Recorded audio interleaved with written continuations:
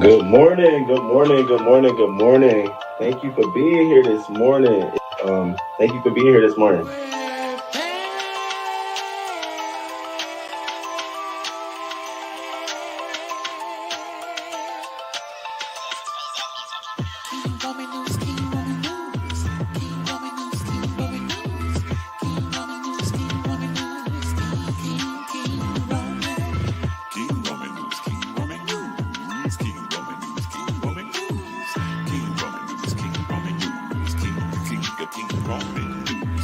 Let's go, let's go. Ow, let's start this show. King Roman News gonna come right through. Gonna give you that news just like you know he can do. Hot topics in your face, baby. King Roman knows his place, baby. King Roman News. Good morning, good morning, good morning, good morning. 6:30 a.m. Eastern time, baby. He's gonna come right on time with the news just for you. Celebrity news, politics, and local news just for you. King Roman News. Monday, Wednesday, Friday. Monday, Wednesday, Friday.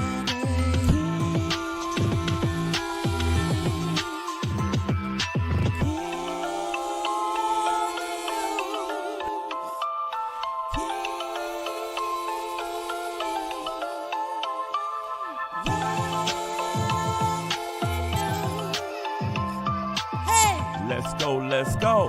Hey, let's start this show. King Roman News, coming just for you. King Roman News, coming just for you. 6:30 a.m. Eastern time, Monday, Wednesday, and Friday. King Roman News, King Roman News.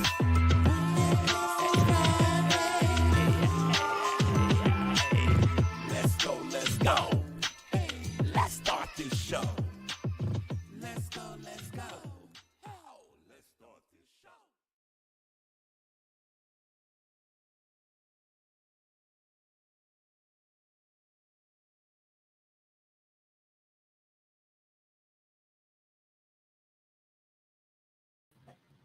I'm not even on a stream. Good morning, good morning, good morning, good morning, good morning, good morning, good morning. Thank you all for being here. It is July 6th. It is a Monday. No, it is not a Monday. It is a Wednesday. My calendar is wrong. It is a Wednesday. Thank you for being here. Welcome back. Welcome back. I felt like I've been gone for so long. Hold on. Good morning. Good morning. I feel like I've been gone for so long. Give me 1 second. I gotta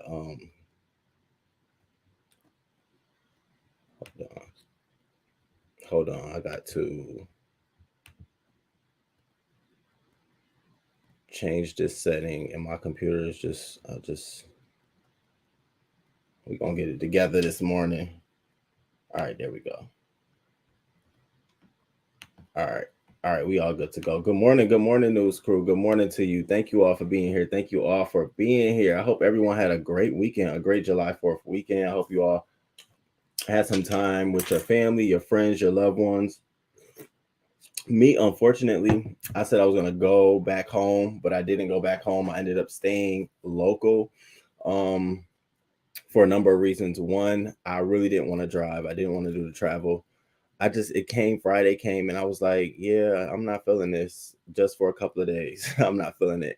And two, my dog is in his shedding season, and it is really, really bad. And I didn't realize how bad it was until I went outside and shook him. And so I didn't want to introduce bringing my dog into my TT's house and he's shedding. That would have been the worst experience ever. So plus I wasn't as motivated. So all of that led to me really not going home for this holiday season, which was okay.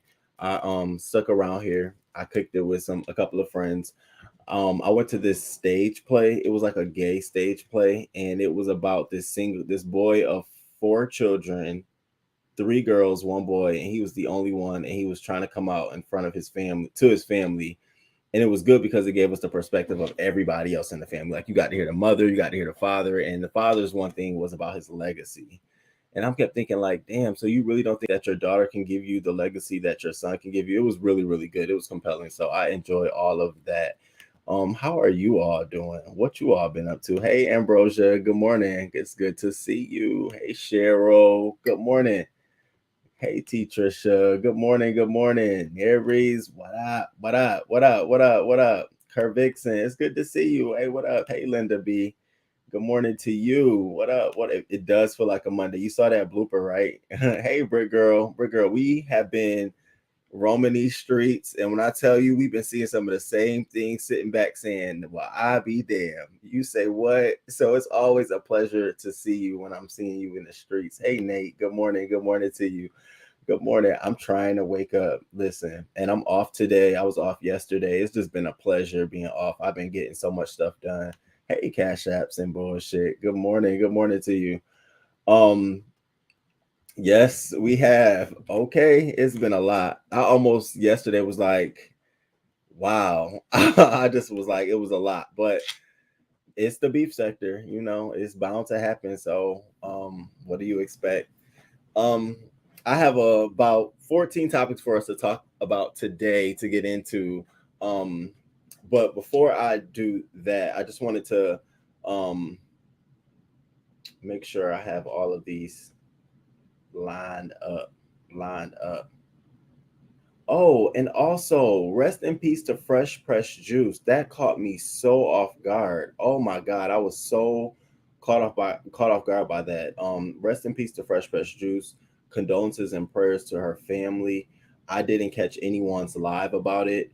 Um, it's so sad. Here we go, losing another one. I remember her, when she was like talking about she wanted to start her own channel and stuff like that, and I should come over, and she bought her mic and she was telling me what kind of mic and all of that good stuff. So it was like, wow. So rest in peace. I send my condolences. It's always a hard time when you lose someone, especially when you're virtually connected to them. So rest in peace to her. All right, so let's get into it now. It's a lot of things to cover in local topics today. I broke them up into three different groups. First, we're going to cover some soft topics, some heavy, light political stuff. Then we'll get into the July 4th shootings weekend recaps in the four different states that I talked about on my community wall. And then we'll get into the very, very crazy stories. And my last story is a very heartbreaking story. Now, I posted all the stories down in the description box in case you want to follow along, dip out, come back for a certain story or a certain aspect. But I hope you stay. Please hit the like button. Please subscribe to the channel. Comment, replay gang. Hello to you. Thank you for being here. I know it's always, you got to catch me when you can catch me, but just know whenever you're catching me, I appreciate it. Whether I am like, while you walking somewhere, or you driving, you trying to cut something on, or you're in a grocery store and you're trying to listen to something, or, you just want something to get you through your day and it's light, it's not heavy. Thank you. I appreciate it. Just know I do. And it's not coming from a cocky spirit or anything. I appreciate it because it's like you thought about coming back to watch it. And that's what the replay is about. Like, I appreciate that shit a lot. So thank you. All right, let's jump into these topics now. Bam. Okay. Now let's kick this off with, so this first story I want to talk about is this black beach. So I don't know if you all have heard about it, but there's this black beach. So it was this family years ago. They spent $1,200 back in 1912 to buy this property. And during that time, you definitely know it was segregated, heavily segregated. And so it was an affluent community. And when blacks would come to that area of California and they, wanted to, of course, enjoy some of the scenery, they would rent some of their rooms at that property to them. Well, over the time, they had a lot of vandalism. They had a lot of people breaking in. And then eventually the city of Los Angeles came in and said, we're taking your property for eminent domain and we're going to make a park out of it. That was in 1924. How about they didn't make the park until 1960, right? So from that whole time, all of the heirs in their generation had been trying to figure out like, yo, what's going on? They're trying to get their land, their property back. And so they had a vote, I think it was June 25th, to give them back the property. Now, they bought the property in 1912 for $1,200. Guess how much it's worth today? $20 million. And I was so fucking elated for this family. And you know what? This is not the only one in America. This is certainly not the only property this has happened to. So this is a great example of steadfast through your generations. We need to claim the shit that's ours. So I was very excited about this story. And here I go again with the freezing. We finna be doing this all day.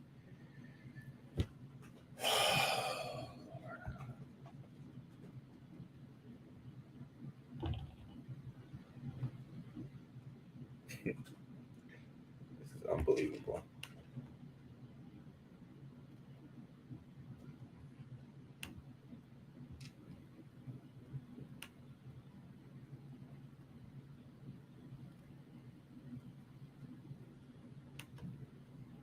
Unfucking believable. Pisses me off. You get all prepared. I got a brand new fucking laptop. Wi-Fi is on fleek. I have the highest fucking Wi-Fi there is. I can't even pay for nothing else. I have 4 X5 Infinity boosters around my house. I don't understand this shit. It just, it really gets you to a point where it's like, the fuck is going on here? So check this clip out.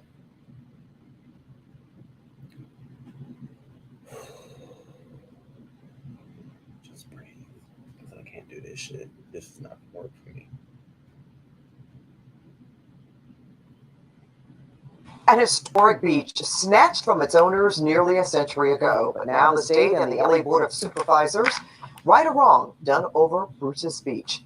The great-grandsons of the original owners will soon take possession of the property, getting their shot at generational wealth. CBS 2's Candace Crone is live at Manhattan Beach with the future of Bruce's Beach. Candace.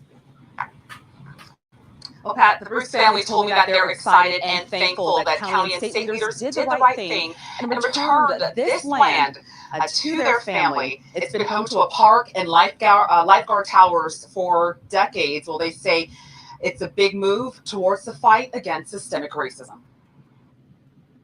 We wanted to be here. We just wanted to be able to just feel it, if nothing else. This is a great moment for us. Malcolm and Cynthia Perkins wanted to be at Bruce's Beach on this monumental day when the LA County Board of Supervisors voted unanimously to return the beachfront property to the descendants of Willa and Charles Bruce. 5-0. The mood was celebratory as supervisors approved the motion that would transfer the land to the heirs of the couple who first purchased it back in 1912 for just over $1,200.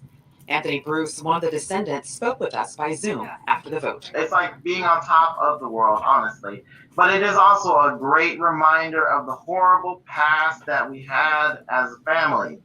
And I don't want anybody to overlook that. Willa and Charles Bruce turned the property into a resort that attracted Black families as they were barred from many beaches.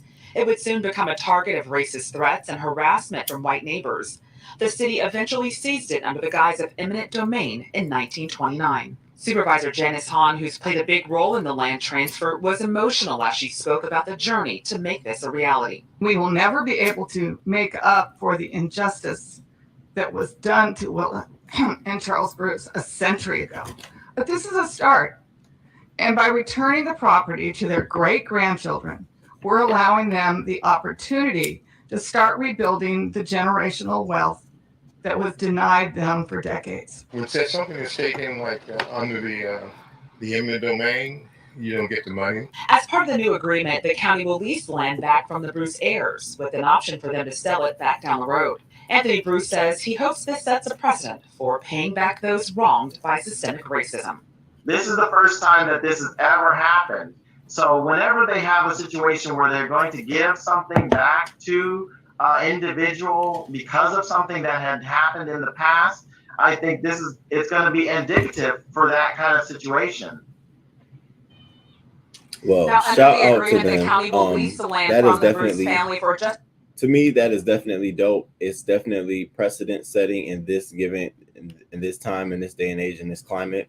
20 million racks they get to sit on. You know how much that has adjusted their livelihoods. Now imagine how many families in America have that same sort of situation going on. So I hope this is the kind of stuff and examples we see moving on. Shit, I want to know if any of my family did anything down the lines that we need to start investigating. It really has opened my eyes up to make me really want to figure out what the hell is going on. Bitch.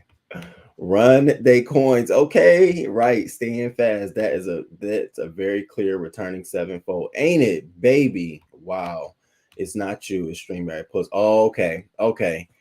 Cause I'm when I tell you I went and bought everything for my stream. I mean, I switched out my light behind me into an eco-friendly light that it doesn't affect my wattage as much. I switched my mic out. I got 2 plugs nailed here. I got a bar hanging up here with my lights on it.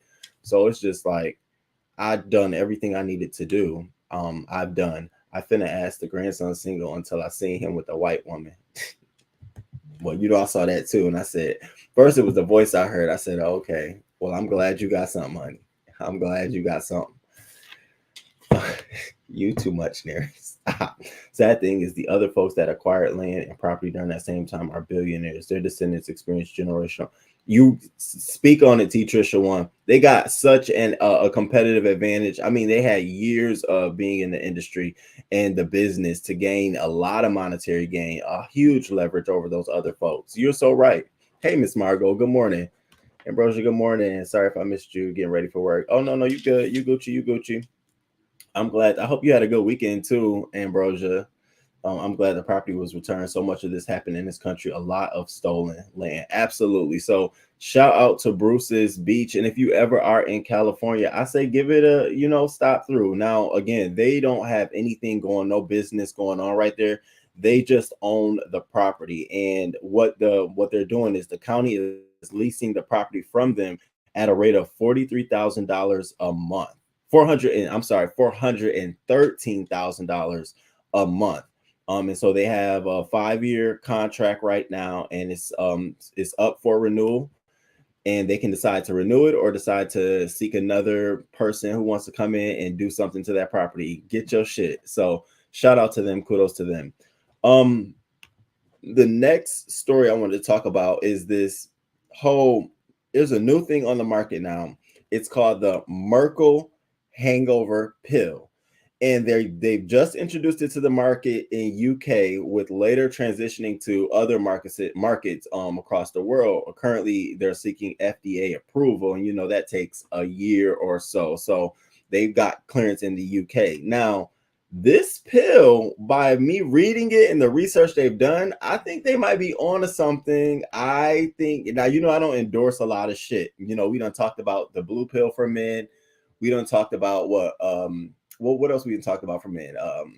What did they say? Anal condoms. We done talked about a lot of shit. But this right here, this Myrkl Hangover pill, I might just endorse it. Now, let me tell you about what's so special about this pill in general.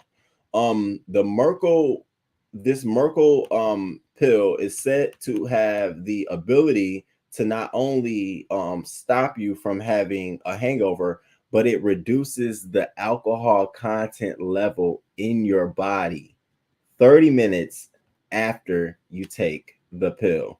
Do you hear what the fuck I said? I said, now how does this work? So let me read this to you all. Let me give you some details so I don't look like I'm sounding crazy. So the pill is called Myrkl and is said to be the first product in history to break down alcohol effectively.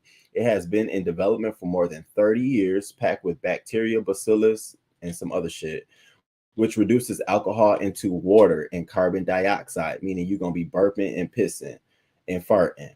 The pills work by breaking down alcohol before it reaches the liver and uses vitamins B12 to ensure drinkers are left without a sore head. Now, according to scientists, 2 pills should be taken at least an hour before any alcohol is consumed for maximum effectiveness. It is currently unavailable for UK residents to purchase in person, but it can be ordered online at a cost of $30 for a packet of 30 capsules. The research carried out by the manufacturer, along with Swedish pharmaceutical companies and Pfizer, found that taking the tablets reduced alcohol concentration in the blood by half within 30 minutes of having a drink, and rising to 70% after an hour. Now, there's always the different things. Some people say that, there's other sides of the argument. They're saying there's no scientific evidence that this product is effective against hangovers, and it has never been investigated in this context. Now, that's from a comment came from a university in Utrecht. That must be international place. Someone else said the pill would be better suited for moderate drinkers as opposed to those looking to reduce the effects of a heavy night out. They say if for those who are heavier drinkers, you'll still experience some absorption and some of that jolliness that you experience when drinking alcohol.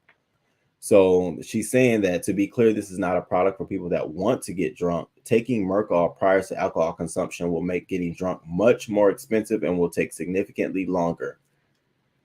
So y'all already know, I see this being a huge win. Now how they manage it, because really I can see people who are heavy drinkers trying to pop the pill to help them keep down and, you know, not get as drunk, but that could also cause, first of all, it'll be expensive to keep buying drinks all night, but two, you're still fucking up your liver, you're still putting alcohol in your body. So it's really meant for, you know, you're going out, like when I do my thirsty Thursdays, like I've been doing recently, when I go out Thursday night, it's for me to pop a pill. So as soon as I go out, all of the alcohol that's coming in my body is being broken down quickly. And I'm walking back home and going to bed and waking up Friday morning for the show and shit like that. So when I saw it, I said, no, that's what I need. However, it's still going through a lot of clinical trials to be authorized here in the States. But, you know, I will keep you all posted because I'm not even going to front with you. If I could get a Myrkl pill, baby, I'm trying to tell you now. For real. I heard the voice too. I was gonna say, Naries, we be right here. I said I did say sis. I was like, girl, get it, sis. Why we do that though? Why do we do that? So to me, 20 million is pennies. The family should have also received retroactive payments. You're absolutely right. You know, I could when you talk big dollars, big terms, and how much they've missed or lost. You absolutely nail on the fucking head. Hell yeah, they missed out. 20 million is like pennies. They should absolutely be billionaires at this point in their lives. And this will be the moment we get to see how hard this family's gonna go after their shit. Like, okay, now you got it in your pocket. Let's start towing the foot. Up next year when that contract is up, you go up on the lease. Bitch, it was 413. Now we think it's gonna be, look at what the other properties are leasing their shit out for. Don't give them no discount at all. How many years it took them to get this shit right? That's how many years you need to wait on a discount. No, I'm dead ass serious. Then you need to start buying up the properties around you. Get that fucking beach. You won't get that motherfucker. And if they public, put a bid in, girl. Go on and put a bid in. Start snatching properties up left and right. That beach need to become Black Beach. That's how I feel. See, I get that aggressive attitude when it comes to business, and I have the capital. They have the capital now, and they have the opportunity. It isn't like we're back in the 1912s or the 60s where, you know, it's still public opinion. Right now, they have the opportunity to do what is right for them. So you're right. They could be billionaires, and they should be billionaires. Because that 20 million over a span of generation of family can go quickly like that. I mean, you giving $1 million out to each major person in the family and break that shit down. You ain't talking about a lot of money. Bitch, can we order this from Amazon? Who you listen? You already know I was looking. I need to get that pill. I know some folks that need it because I cannot handle liquor at all. I'm telling you, I cannot. Does that take away your buzz if it's reducing? Yes, that's what they said. That's why they said if you're trying to go out and get fucked up, no. It's for those who are really just trying to have a social night and get their ass back home. I don't trust it. I don't know. My spirit said no. Morning. Hey, let's get real. Listen while laying down. Thank you. Good morning to you. I already see people overdoing it. Sure, keep you from having a hangover, but now you're peeing blood. Okay. This pill needs to be more affordable. $30 a pill. Sounds like kidney problems. That's what I instantly thought. I said, okay, but because if I take it and I want to get drunk, you're going to keep trying to get drunk. The idea is not to have a hangover. So you really should be just going out for maybe 2 or 3 drinks and then taking the pill. Because them other ones, you're going to keep wanting to get a buzz. Hey, captivated Christian. How are you? Good morning to you. And I hope you had a great birthday. I hope you had a good birthday. But avoiding a DUI is helpful. I think the real seller here is that it reduces the the alcohol content level in your body within 30 minutes. I could see people going to the bar, getting fucked up, popping this pill, literally waiting 30 minutes before they hop their ass in their car. You know I'm on a pill, bitch. I got 28 more minutes to go. You might as well go and order something to eat. Girl, I could see that shit happening. Might be me, but I could see that shit happening. Will it dissipate in your body so that you can drive since you have been drinking? I think you gotta wait. You literally do gotta wait 30 minutes because you can still be clocked. That's the thing. We need to start seeing if we need to see how this works in the UK when bitches start getting put. I'm gonna stay tuned to this story. I definitely am. We gonna see. Okay, turned all up. I don't drink, but this defeats the benefit of drinking. It does. It absolutely does. It absolutely does. Yes, they need to get a formal independent assessment of the property, in my opinion. Now you talking. I need to know square footage. I need to know for inch how much it costs. What assets on this property do we actually own? Do we own the facility? The facility can be on our property. However, we may not own it. There's always bonds and shit that can we tear that bitch down? Can we force them to, make upgrades within their lease? Like they can do so much. You are right. Yeah. I rolled my eyes when I saw Cletus sitting next to Missy, waiting all those years to receive back what was rightfully theirs, only to give it back to the other folks. And if hold up, teachers, and if he got somebody in the family like you or I, you already know what we giving at the family meeting. What's she doing in here? Oh, she bringing us something to drink. I was just gonna say, I just want to make sure it's clear. This is all of us in here. Not trying to be rude, but I just want to make sure it's clear because I know if the tables will turn, hell yeah, what is he doing in here? Bitch, I'm gonna be eavesdropping all in there. So, what y'all say? That's what's gonna be going on.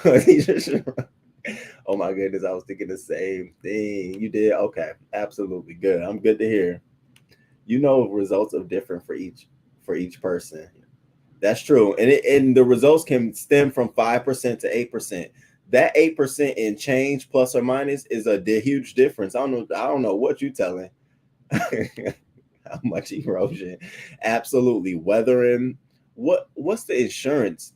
How many policies have y'all taken out in insurance damage claims on this property? Has anything been done has it been due to weather? What are some of the liabilities we have in this property? And then make sure they eat that shit up. Okay, then you need to work on that while you're still there. Oh yeah. I believe this is just a pill that will kill more people because it's not helping towards your liver. Oh shit, we got to do some more research here. The news crew is like, hold up now. It sounds good, but we need to double check that. Haley, probably how the family lost it in the first place. Trust it. Teachers, you gotta stop. You gotta stop. That's how we lost it in the first place. But we know that what led to the original still isn't dead by any means. So I'm excited for the Myrkl Hangover pill. I really am. But like you all, we definitely need some more information on this. So I'll stay tuned to that. Now, this next story that I have is just an update from last week when we talked about it. Now, you remember we literally talked about this story on last week, Wednesday, the 29th. How about Thursday, June fucking 30th, the Texas State Board of Education came out and said, oh, no. They came out and said the same thing we said. They struck down the call to rebrand slavery in classrooms as involuntary relocation. I said, isn't that an omen? We just be putting shit out in the universe. They knew it was wrong. It took public opinion to almost jump over fucking barrels. Excuse me, involuntary relocation. You might as well just call us fucking black mayonnaise. What is this involuntary? We ain't do shit involuntary, voluntary, bitch, nothing. I ain't have no choice. My ancestors didn't have no choice in none of that. Voluntary, involuntary. They couldn't even probably read the fucking sign that said involuntary. What do you mean? Put that shit what they did see. They saw slavery. That's what I want them to see. Now listen to what they said in their statement. So they released this statement. And they said, today there have been statements circulating on social media about the status of how the history of slavery is taught.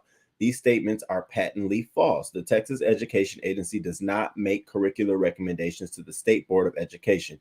Instead, the State Board of Education, through the work of review committees, determines state standards, typically over a lengthy process.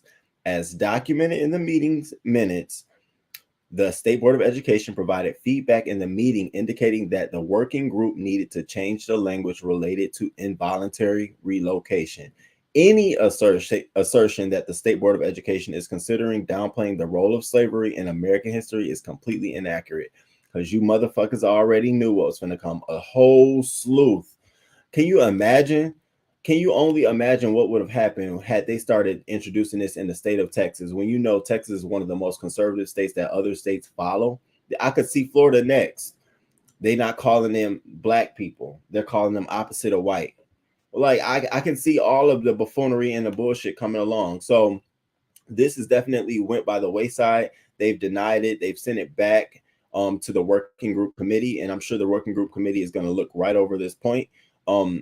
Most of them say young kids can grasp the concept of slavery and being kidnapped into it. The African slave trade is unlike anything that had or has happened, the numbers and distance. And so that was a point being said. I don't understand why they don't think it's okay for people to teach their kids exactly what it is. Why do we have to sugarcoat it?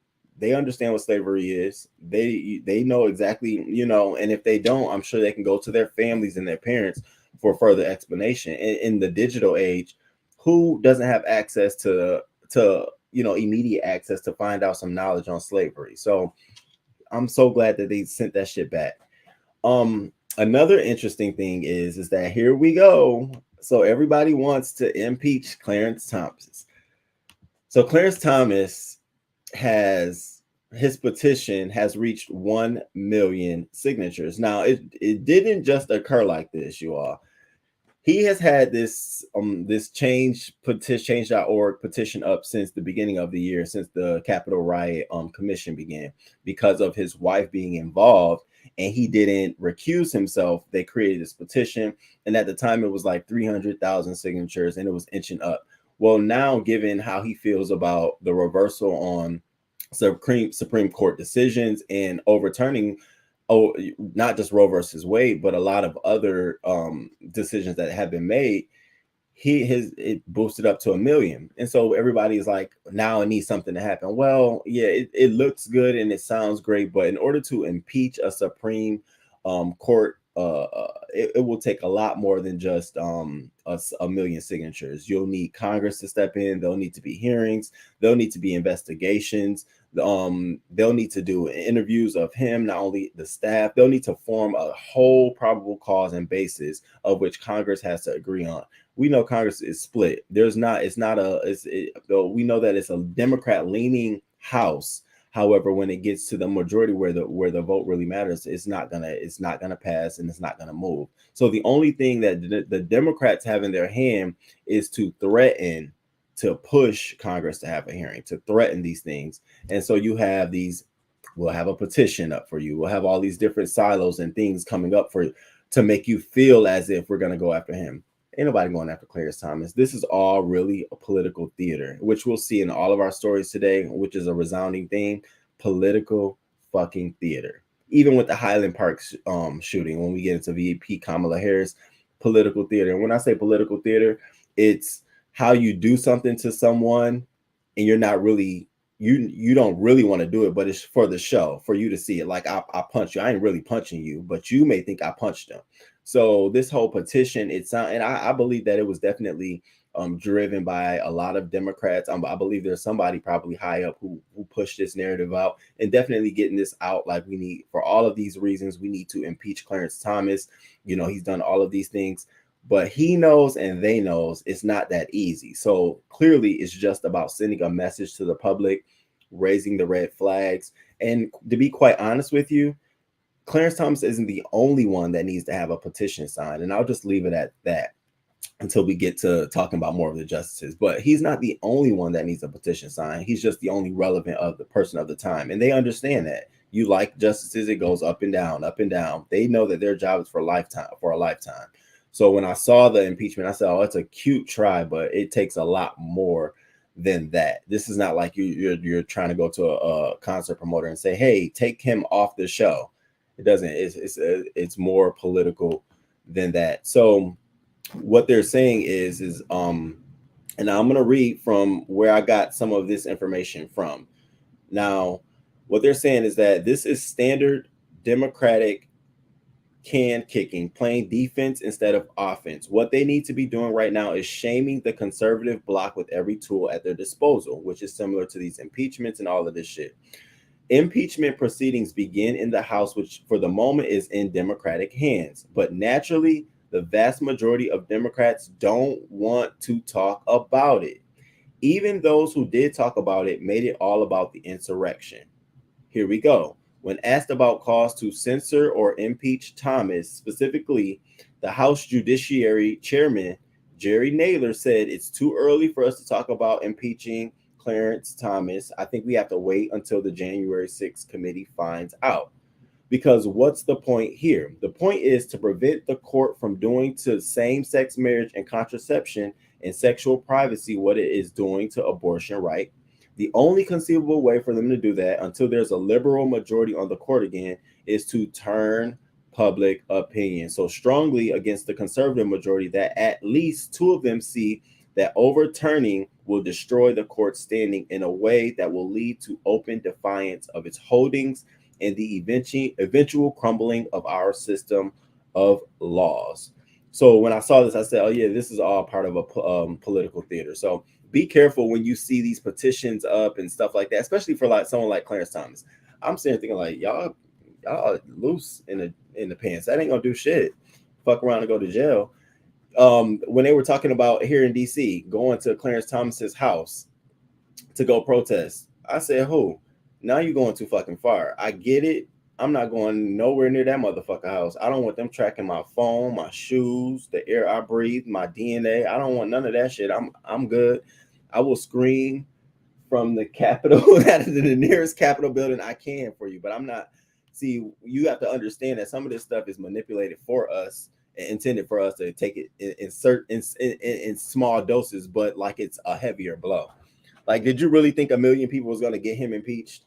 Or even start the conversation? Shit, they didn't want to talk about getting rid of Clarence Thomas during the January 6th commission when they found out his wife was directly involved. She literally fucking texted the people at the commission, keep pushing, keep doing it, you're fine. She literally fucking was texting them, telling them it's okay. And he didn't recuse himself. He just was like, And so now we're here. Ciao, bye. I'm not moved at it at all. Be as wise as serpents and as innocent as doves. Okay, that's a good one. A heap of repentance will go a long way. They need to stop trying to deny and cover up the wrong in the bloodline. Shaking my head. So a group of people got together and took a 3-hour cruise and ended over here on Gilligan's Island, right? That's what happened. And everybody was cool with it. Thomas is straight trash. I can't stand him. Yes, he should be gone, but unfortunately he won't be. Thank you, Cash App. It just does not work like that at all. Unfortunately, we know how this shit goes. You too, Ambrosia. Thank you for being here too. Pop through when you can. It's the facial expressions and narration for me. I cannot stand Thomas either. Thomas is deflecting, taking attention off of Jenny, put her on the cell block, put that bitch on the block. Okay, that's where we want to see her.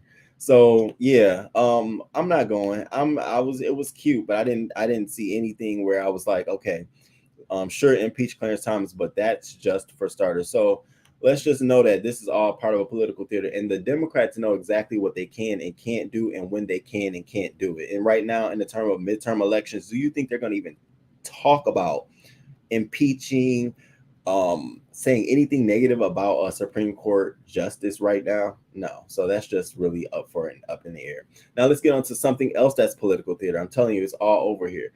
Brittany Griner. So Brittany Griner pens an open letter to Biden from Russian prison. I'm terrified I might be here forever. And my whole face dropped when I saw this. I said, so we're all in, basically. We just said we finna play the fucking game and we're just about to just do this shit in the public. Okay, cool, let's do it. So her first couple of lines start, as I sit here in a Russian prison, alone with my thoughts and without the protection of my wife, family, friends, Olympic jersey, or any accomplishments, I'm terrified I might be here forever. She goes on to say, on the 4th of July, our family normally honors the service of those who fought for our freedom, including my father, who was a Vietnam War veteran. It hurts thinking about how I usually celebrate this day because freedom means something completely different to me this year. I realize you are dealing with so much, but please don't forget about me and the other American detainees. Please do all you can to bring us home. And this is the hook, line, sinker, y'all. I voted for the first time in 2020 and I voted for you. I believe in you. I still have so much good to do with my freedom that you can help restore. I miss my wife. I miss my family. I miss my teammates. It kills me to know that they are suffering so much right now. I am grateful for whatever you can do at this moment to get me home. And that was the letter that was penned and sent to the wife and to the president, and now it got leaked out. And the first thing I said was political theater. She's been there for what, 6 months now? How many times do you think Brittany Griner's written a letter to the White House, to her wife? How many times? Do you think this is the first time she wrote a letter? You think this? And why, out of all the times she write a letter, it's July 4th weekend? I'm like, if y'all don't see the clues here, and not anything for nothing, all of a sudden the letter is really about a Biden. You vote, this is your first time voting, and you voted for Biden. And what was the other part that she put in there? And I voted for you, Biden, and you can help me restore my freedom. I said, excuse me? If this is not orchestrated, now I don't know if y'all are trying to pull on the tugs of the emotions of the public, American public, so that we can force the president to do something more, but they can't. You are now considered a political prisoner. I don't know if that is trying to pressure him to. This is just all kind of crazy to me. Secondly, I instantly thought that this was Russia because, you know, the only way a letter can get out of Russia into America is through some level of Russian coordination. So I said, this is nothing but Russia attempting to soak at the hearts of Americans to really make people look at Biden and the administration as if they're not doing anything. She wrote this letter. We're supposed to be like, oh, help her, help her. And we don't see anything happening. The biggest problem that I have with this is the letter sounds so heavily orchestrated. It sounds like it hit all of those points. And somebody who reads this shit and watch this shit, I'm sitting here looking like, oh, so this is how we finna do this. The one thing that got me too was on the 4th of July, our family normally honors the service of those who fought for our freedom, including my father, who is a Vietnam War veteran. It hurts thinking about how I usually celebrate this day because freedom means something completely different to me this year. And I'm just like, oh, we really gonna ride this wave home. And I personally don't think that this letter should have been the first letter that we saw from her leaked. I think we should have gotten the raw emotions. How do you feel? What were you going through? Are you eating? All of that stuff should have came so we can build up with you, girl, to the point where we're like, get her out. I'm still at. So you wrote a letter. Okay. Now what should happen? Because you know you're a political prisoner. It's almost a given that at this point you're a political prisoner in Russia. They're probably more than likely going to sentence you. Remember, we reported before, it's only 1% of acquittals in Russia. They don't play that shit. They don't play it at all. I think you need to, if they're forcing you to do this, you can't really control that. But if you're really going out on a limb saying, I want to write a letter and I want to do, you got to down that shit. You got to downplay that, because every time you go up, Russia is going on top of that. They're watching you, and they're watching how this is going, and they know that America is your favorite in our hearts, and they know that, and we all want you back here. They know that. So you putting a letter out there, what does that do to who? The public. And what does that enrages us towards Biden during a midterm elections, so that this is another issue in the bucket that we all become enraged about? No, I ain't going. Now, I do feel like you definitely, there's an issue here, but I think it needs to be handled accordingly. We're jumping the gun. I mean, there's some people who are political detainees in Russia from America who've been there for years. I'm talking about 6, 7, 8, 9 years, and have done far more, worse things than her. and some who've done less things than her. And they've been detained, caught for spying, alleged spying, when you've done nothing but probably went and visited, stayed in the hotel, and now you're caught on spying. A lot of those different things. You got to read all those cases. So it's like putting you in perspective. I think we need to just humble up a little bit and figure out the best tactical approach moving forward. The media thing for me is a hit or miss. Maybe you should just go do UK media. Maybe y'all should go do news over in the UK. Go to Australia, Toronto, Canada, shit. I'll go to Hawaii, but stay out the States with that shit. Get off the airways with it. I saw an article where they said we need to start getting public with it. For what? You really want her to be this is not the time to get public with it. This is the time to be very strategic. We need to make it appear that we're not even fazed by it, so that they can make negotiations in a bubble without the interference of America's public opinion. We see the shit unfolding, but it's not helping her case at all. I'm telling you, it's not. It sounds good. Get her out. They can only do so much. Maybe we should be writing letters to Russia and shit. Maybe we should be sending letters over there. Maybe it should go the reverse, whereas they're trying to make us feel away. Maybe we should be sending a message to the people in Russia and letting them know how it feels. It goes two ways. Maybe that coordinated and strategic plan might be a little bit better for the situation, but I don't see it going any further than what it is, to be honest with you. And it sucks. It sucks. She definitely looked like she's been beat down. And I think that is just not the right approach. What do you all think? Free my stud. You better preach and speak the truth. That letter had nothing to do with her true feelings. Death orchestrated a few months ago. The teammates were told don't speak on it. Now they are pinning. Okay, Lex, I'm sitting here thinking like, and then the points you put in the letter, out of everything you put in the letter, it just sounds like you're hitting point. You're covering it. Too strategic for me. Since we're writing letters, where's the jump? God damn it! Now you finna get it. Now you okay? Listen. Period. Okay, we are all. Did Joe put money on her books? I don't believe the United States will trade you for a spy.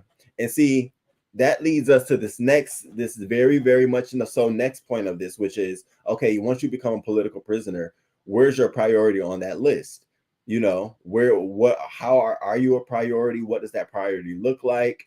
Because there are a lot of people who are lined up. And don't forget, those families of the political prisoners are sitting there watching too, like, what the fuck is going on here? So it's a lot of things and factors that tie in here. And it's not going to be just as easy as her sending us a letter. Like, I wish, because think about it. Right now, it sounds good, but think about this letter in December when she's still in jail. And we're still talking about it. And we think about how much Russia has advanced in their aggression towards her. We're going to come back and say that letter was so stupid. Because now, while they're being even more hostile on you, now we can use that kind of letter. Because not only will that stoke us over here in America, but it'll stoke the Russians. Some of those people have hearts. Some of those, have families. So, but now Putin doesn't look like he's being aggressive. He doesn't look like he's doing anything. They're following proper protocols. And then you issue this letter and you want us to sway. I'm sorry if I'm the bad person, but no, we need, more time on it. So I'll stay tuned to Brittany Griner. Now let's get into this July 4th mayhem. It was just going crazy all across America. Now, mind you, there were breakout shootings all across America. I literally was like, I'm gonna do a report on July 4th weekend. I want to just do some shootings and cover some coverage on what's going on. I typed July 4th shootings in Google, baby. Arkansas popped up, Arizona, everything popped up. People were just having a fucking weekend. So the 4 places that I chose to think about was Philadelphia, Baltimore, Lake Eola, which is in Orlando, Florida, and then the Highland Park. So we're going to go through these stories really, really quickly. I got some clips, but what I want you all, I always try to find the moments that I want us to stay tuned to, News Crew. What I want y'all to see in all these clips and all these stories that we hear is what the people did in that moment of panic. That's what we can take away from this. What happened? What did you do? So we can save our lives. So the people that are talking who are survivors, we should listen to them, A. And I'm only being honest because that's what we can walk away from this stuff. The public events, they're not going to stop.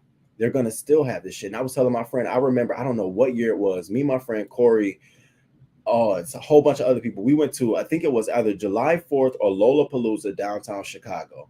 And they started shooting during this event and everybody started running. But the greatest thing about Chicago is they lined the whole fucking CTA buses up on South Michigan, on Lakeshore Drive. So after it's done, you getting on them buses and you getting the fuck out the city. You getting on the train, you getting the fuck out. So when that all the crowd was running back and running, people were running and getting out and dispersing. So it was, the crowd was dispersing. So for me, it was trying to get to the nearest fucking train, get the fuck out. So you learn by seeing and going through these incidents. So that's why I really wanted to talk about them, because this shit is not going to stop. Let's just be honest with you. And the more we see, the more we're realizing they're making these even more local, even more small town. Fuck going to the major places. We're finding them in Uvedale and Lake Eola and Highland Park, an affluent community up north in Chicago. I was like, Highland Park? My comments, I'm gonna keep to myself, but I instantly was like, oh, I know the suspect gonna look like. I instantly said that. Highland Park. I'm like, what? And they did what? Oh, okay. Well, I'll wait for more details to come out, and surely they have. So let's get into the first one. First one comes to us from Philadelphia. Now, this is just crazy. So 2 police officers shot during Philadelphia July 4th fireworks show. So this was a really, really crazy incident. So you had a fireworks show going on, right? People are popping off fireworks, but then you also got people in Philly and all over, even here. Wait till we get to this one. Shooting guns, just shooting guns, popping them off, shooting guns. And apparently, because see, when I first read the story, I said these niggas is lying. They was trying to stunt. The police caused a panic, and now they're trying to cover it up like something actually happened. That's what I first thought, until I saw the actual bullet casing go through this police officer's hat. So apparently one of the police officers was, trying to watch the crowd surveilling. There are 2 security guards. Here are the 2. These 2 guys. Woo, child. I always say I hope my hair don't get like his. 2 security guards surveilling, right? And all of a sudden they hear gunshots. And so they yell, run to the crowd. And so you had one person like, I didn't hear the shots, but the cops were like, run. And so people started running. That's what caused the motherfucking mass panic. Now, let me show you this mass panic. Look at this fucking crowd dispersed down here. And that's what I said. I said, some of these police officers don't have fucking training. You starting to yell, run into a crowd, but you don't even know if it's a gun. You don't know if it's fireworks going off or nothing. Now you don't got alleged bullet, because I don't even, it's so coincidence that it's in your hat and it didn't go to your skull. Like, are y'all playing games with us? That's how I felt. So check this clip out. I feel like some police jurisdictions are waiting for a moment to be seen nationally. So here's the crowd going crazy. Oh, y'all can see it. They running like little ants.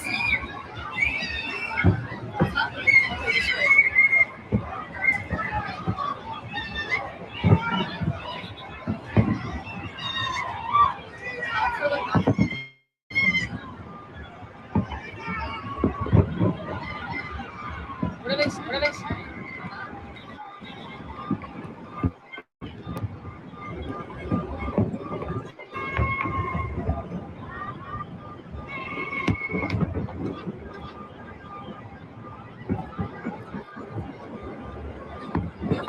I'm giving them that video.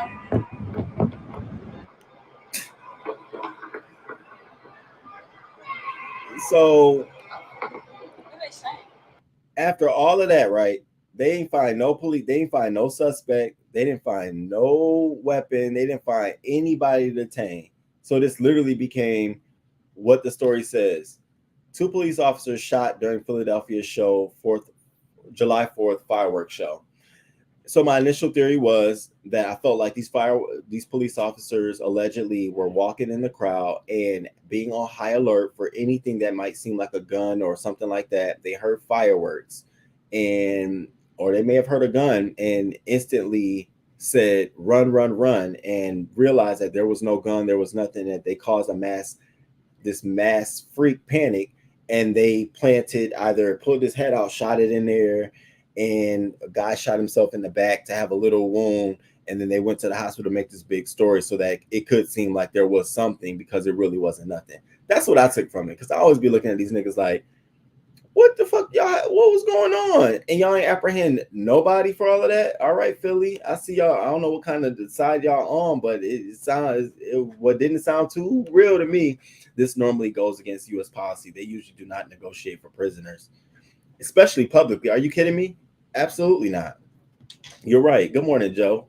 Yes, it was shootings everywhere. The shootings will continue. It's like the fucking purge. Hey, Miss Gerald. Good morning, Miss Gerald. Stiggs girl. Hey. Not running like little ants. Did you see him? I mean, not like that. But y'all mean, y'all know what I mean. Fired them. Okay, set up to me. You see what I'm saying, Captain Cruz? I absolutely felt like that. I'm sitting thinking like, and we didn't find nothing. Now all these shootings going on in Philadelphia and everywhere, we didn't find nothing at a mat. Okay, yeah. Blackberry, good morning. It's good to see you. Good morning. Fire all of them. So we had that going on in Philly. Then Baltimore. So Baltimore. Now, a lot of shootings in Baltimore over the weekend. However, the main thing I wanted to point out was that Baltimore beefed up its police presence over the weekend. They issued a statement prior to the weekend by saying, we have a robust deployment strategy in downtown every night this week through July, and we have a robust deployment strategy everywhere across the city. However, bloodshed touched almost every inch of Baltimore this weekend. It even spilled over into places where people used to feel protected, like Fells Point. So what they're saying is that in every case where police found where there was a shooting or something, in many of them, police was standing or literally right there in the area. So they were able to apprehend the person who did it and hold people accountable. They're saying that, the violence comes as the heat rises in our community. The numbers are in line with trends showing crime often climbs with the temperatures. So my biggest thing to Baltimore is, y'all think it's okay to go out and say that everywhere there was somebody getting shot, there was a police officer standing right there? I mean, I'm not lying to y'all. This is in the fucking newspaper. They're really saying that. Am I the only one who thought that was crazy? I read that and said, you got to be shitting me. So you mean if folks out here don't even care about a police officer standing right in front of them, they'll just fucking shoot and fire off? I mean, I don't want y'all to have to believe me. This article literally just said that these folks will literally they'll apprehend most of the people right there. In every one of those cases where police were right there, in many of them, we were right there to apprehend the person who did it so we can hold people accountable. And he's saying that Harrison was pressed why more shootings seem to be firing off right in front of the police. That's the biggest fucking question. I think we need to solve that, because that is so true. You can go on almost any corner. There's a police officer standing right there. And then literally they're selling drugs right there on that same corner, right there, literally. So it's bigger issue fish to fry here in Baltimore. Yes, I saw that. I was trying when you said that. You and that cop's haircut looks like the same. No, don't do me. Please don't do me. Hold up, Joe. Because that's what I said. I'm always afraid of that. Do you see that? No, man. No, sir. No, sir. I'm not there yet. I ain't there yet. Nothing new. Baltimore City is a war zone any given day. Set up to me again, especially if the police standing right there. I mean, how low can you go? I mean, that to me was crazy.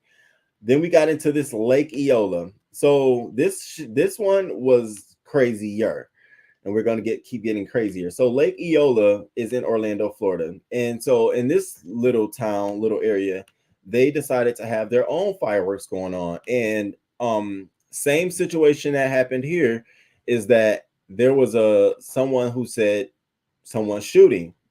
there's a gun, and people just started freaking out and running all over the place. So check out this clip. Now, what you're going to see in this clip is the moment that the folks are literally watching the fireworks, and then we don't have no audio, but all of a sudden you're going to see people just fucking flip out and go everywhere and run all over the place.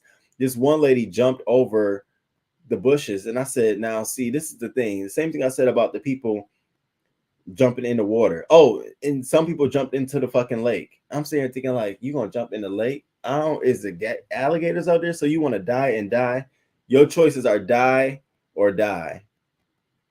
Death by drowning or alligator or death by gun. Which there's no options there. You was better off standing where the fuck you was. So check this out. Sometimes I use this as an opportunity to sharpen up on my own skills, because I ain't no motherfucking way. I tell you, I'm running everywhere but a fucking lake, not me.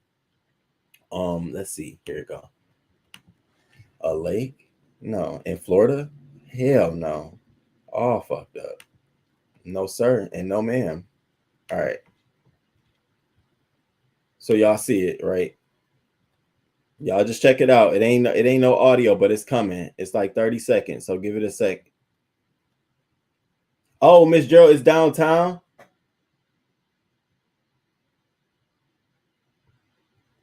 Look at them. They just sitting there enjoying it, having a peaceful old time. They ain't know nothing. It wasn't expecting nothing. And here go the shit. Look at the little baby in the mama's arms.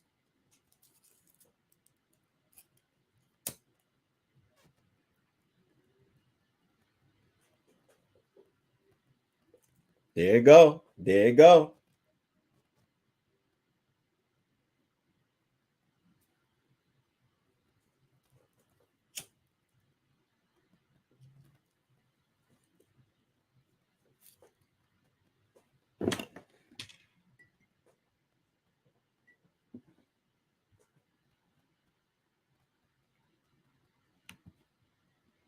Bananas.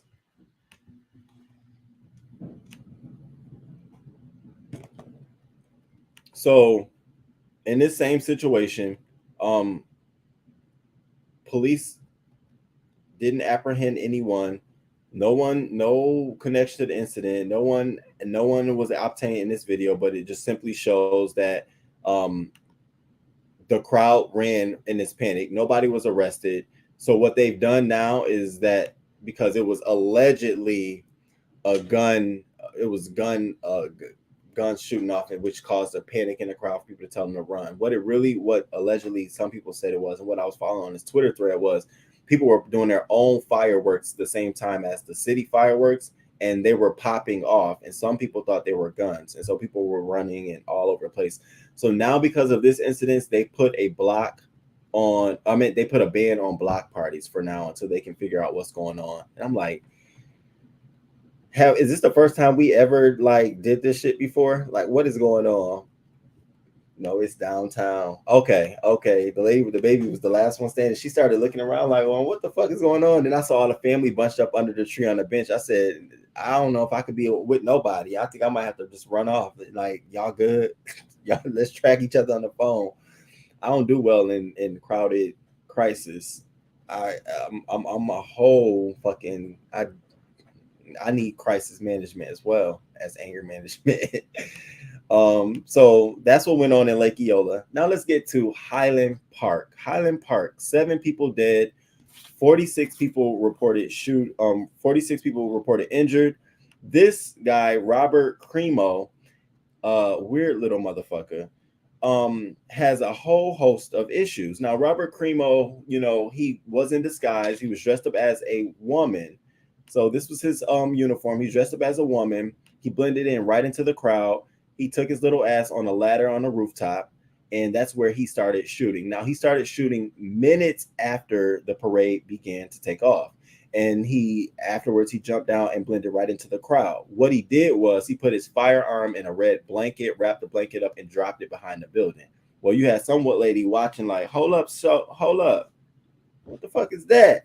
Got on the phone, called 911. They came over. They were able to look at that. Now, allegedly, everything was digital evidence on how they were able to track him down. What I believe is they were able to track him down through that gun. The gun was legally purchased in the state of Illinois by Robert Crimo. We're going to get into his history in a minute, but legally purchased by Robert Crimo. They went to his house and they swatted his house basically in the neighborhood. And then they were able to locate that he was driving in a car. And so then we get to the point. But first, before I do that, I want to show you the moment and the scene that happened at Highland Park when everyone started to disperse. Because I think this is important. I think if you're not in the moment, it's always good to see what this shit looks like. So if you ever are, you know what goes on. Oh.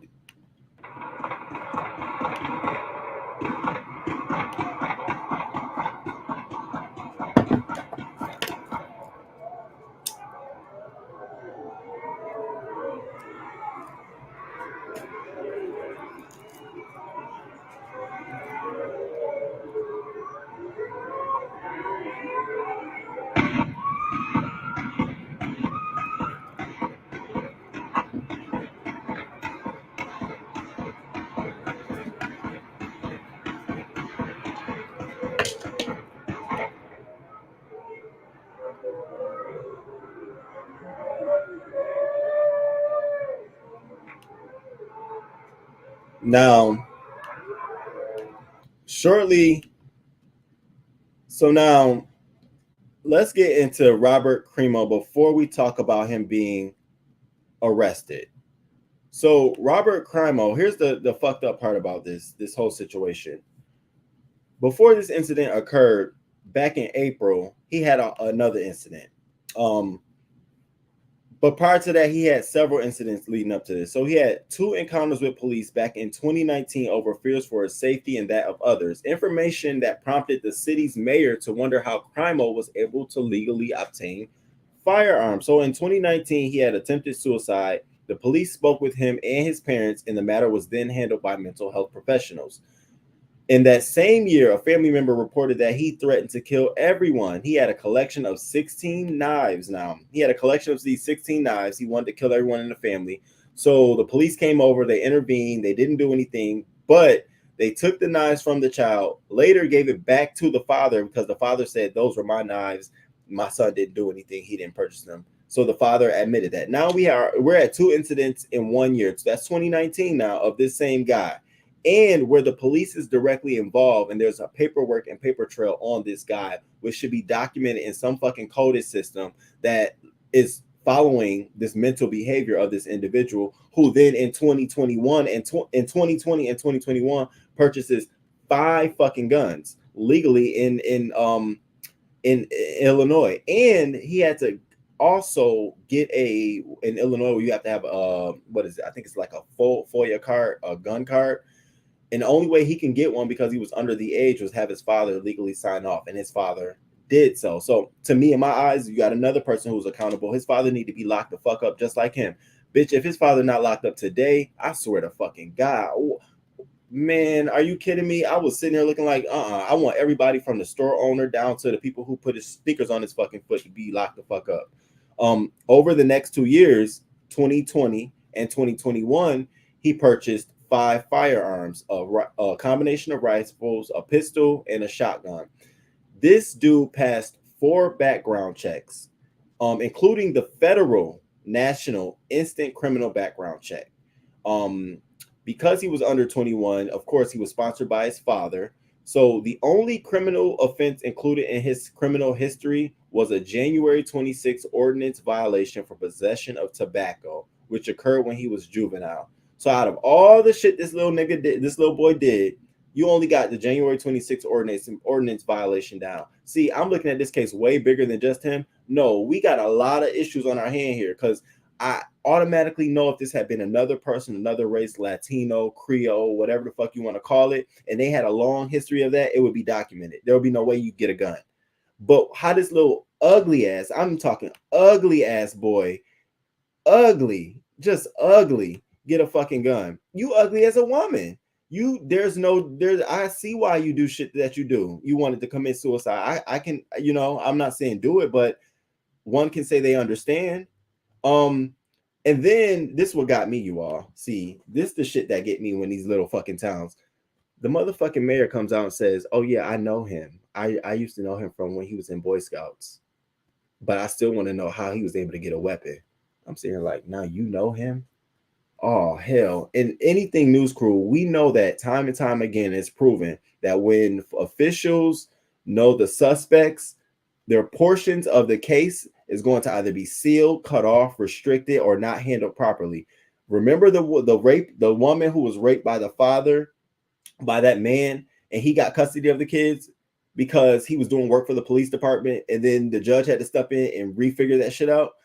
I feel this is going to happen in this case. I already can see the mayor trying to put out an image of, I'm trying to work. Why are you trying to be so peace, calm, and collective and trying to show, what are you hiding? See, when thou do too much, thou protest too much, it's almost like you're covering something up. So I'm looking at the mayor too, like, oh, you knew him? Bitch, you should have been writing a memo on his ass. What the fuck? What are we talking about? And so her statement was, we know that in other countries, people suffer from mental illness. They suffer from anger. Maybe they play violent video games, but they can't get their hands on these weapons of war, and they can't bring this kind of carnage to their hometowns. Another thing that this guy did was back in April, he had went to a synagogue in Highland Park for a Passover service. He didn't know anyone. He didn't do anything. He didn't talk to anyone. He just went in there, looked around, and left on his own. Now, officials are saying that could have been another racially motivated, set up, planned attack that he wanted to do during that, either then or for a future, but they don't know. So they have all of this evidence now. And so now, they finally catch this man. So we're going to listen to the guy who provided us all, the entire America with the video of his arrest. He was just riding by and he said, "Oh my God, that's the guy." And I wouldn't have stopped, bitch. I'd have kept rolling. Hell no, too high level for me. See, I don't be liking to be in all the mix. I like to see about it later and put my own opinion together. I might have said something, you bitch, get my ass arrested. I could see me now. Go to hell, bitch. Fuck you and your mama, bitch. I can see it now. Arrested in Lake Forest. That's not far from Highland Park at all, as you know, just north of it. Police say a sharp-eyed officer from North Chicago noticed Cremo's car and tried to stop him. And we also have, and that's what we're looking at right here. That's the car in question, Cremo's car. Another video as well, where police say there was that short pursuit. Cremo was finally taken into custody. We're not sure, short pursuit, we're not sure if that was seconds, a minute, whatever. We'll probably find out the specifics on that at some point. But all of this happens about 8 hours after the attack that shattered the 4th of July celebrations in downtown Highland Park. Now, definitely a sad situation. And it gets even sadder. One thing I have learned, it gets a little bit sadder. 106, 107, up to 100. Come on. It gets a little bit sad because, what would you say, have learned from our people to run when you see other people running. No more walking to danger like on what's going on, baby. I'm telling you, I hear shit popping off at a grocery store. Ain't no pushing the cart to where I'm grabbing them little bags and we getting the skirt. And did you see the interview of the woman who had to leave her mom after she was shot in the chest? No, that is, oh my God. I got another sad one too. This is so sad. We have to think about these things, about some things to remember in mass gatherings. Look for exit points and run zigzag instead of a straight line. It's harder for a shooter to focus on you. That's true. And I told you, we already talked about this earlier this year about how they're starting to employ apparel with bulletproof coating and padding on the inside. I said, now we got to go out here dressed in gun armor protection. Like, it's going too far. I don't want to go to work with a bulletproof vest on. Pastor Jay Wilson, good morning. Good morning. Thank you for coming through. It's good to see you. Chilling with the news crew. Thank you. It's good to see you. I saw you in Miami, Dr. Onsite April. I'm like, I told her yesterday, ain't gonna be no more of these visits. I where my visit at? But it's good to see you. Thank you for coming through. Thank you. So y'all, one more thing. Hey, Troy girl, good morning. Good morning. About this situation. So I don't know if y'all saw the viral picture of the baby that was just wandering. So it was this baby just wandering, right? This little 2-year-old baby just fucking wandering the streets after the Highland Park shooting. Guess what happened? Her mom and dad had got shot and killed right there. And it was just them three out there having a good time watching the fireworks, shot and killed. She was just wandering 45 minutes after the fucking shit, just wandering the streets. That shit tore my heart so bad. I was like, you assholes, y'all couldn't even just for a minute. So Tyler found alone after losing both parents to Highland Park shooting. Such a sad thing. And the picture went viral online. And I don't care about the race or anything. Babies to me are some of the most innocent and precious people. And I saw that and I said, what a senseless fucking thing to do. So GoFundMe has been started. Here's the mother, here's the father, Irina and Kevin McCarthy. They lost their lives. Rest in peace to both of them. And I send my condolences to the family and to this little girl. Oh my God, what a terrible thing. How traumatic. I don't even know what to say about that. Like, I can't even imagine going to a fun day with your parents and you can't remember. Lord, you can't even fucking remember. So that was a very hard thing for me to sort of just kind of go through. What it was saying was the 2-year-old is left in the unthinkable position to grow up without parents. She was physically shaking her whole body, which told us that she shouldn't be having to hold and or deal with the little one at the same time. We took the little boy and I put him in our arms. He said he then went looking for the boy's parents. The child was later reunited by law enforcement with his grandparents at a hospital. The GoFundMe was set for $100,000 and it has since raised $450,000. The child is reportedly safe and uninjured. Aiden will be cared for by his loving family, and he will have a long road ahead to heal, find stability, and ultimately navigate life as an orphan. Yeah, people never know what the shit that they do, what it's going to inflict or the pain it's going to inflict on folks. So again, my condolences to Aiden and his parents. Now, wrapping this up, so we had Vice President Kamala Harris visit the Highland Park shooting scene. Now, she made a couple of statements and a couple of key things that I was able to walk away from, but I'll tell you what I wasn't able to walk away from. Why it was necessary for her to be there. That's what I couldn't figure it out. What it was reported was that she was invited by the mayor, the mayor, Nancy Rotering. She called Tuesday morning and asked the vice president to join her in Highland Park, following her speech that was already being done at the National Education Association in Chicago. So she was already there doing something that day. She asked her to come over and could you speak with me as well? Some of her remarks were have the courage to act on an assault weapons ban, stop protecting gun manufacturers to Congress. Other things she said was, I've said it before, enough is enough. I mean, here we are. Our nation is still mourning the loss of those 19 babies and their 2 teachers in Uvalde. So she, some of the same old thing. Now, people are like, well, what's, why can't Kamala Harris do that?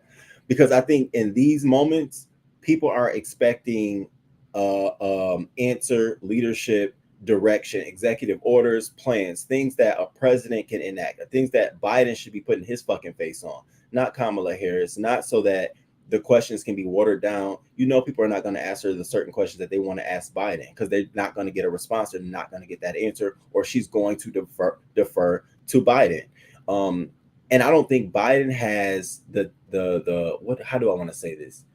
He does not have the tenacity. I don't think he has the energy. That's what it is. I don't think he has the energy to keep the message, keep towing the line.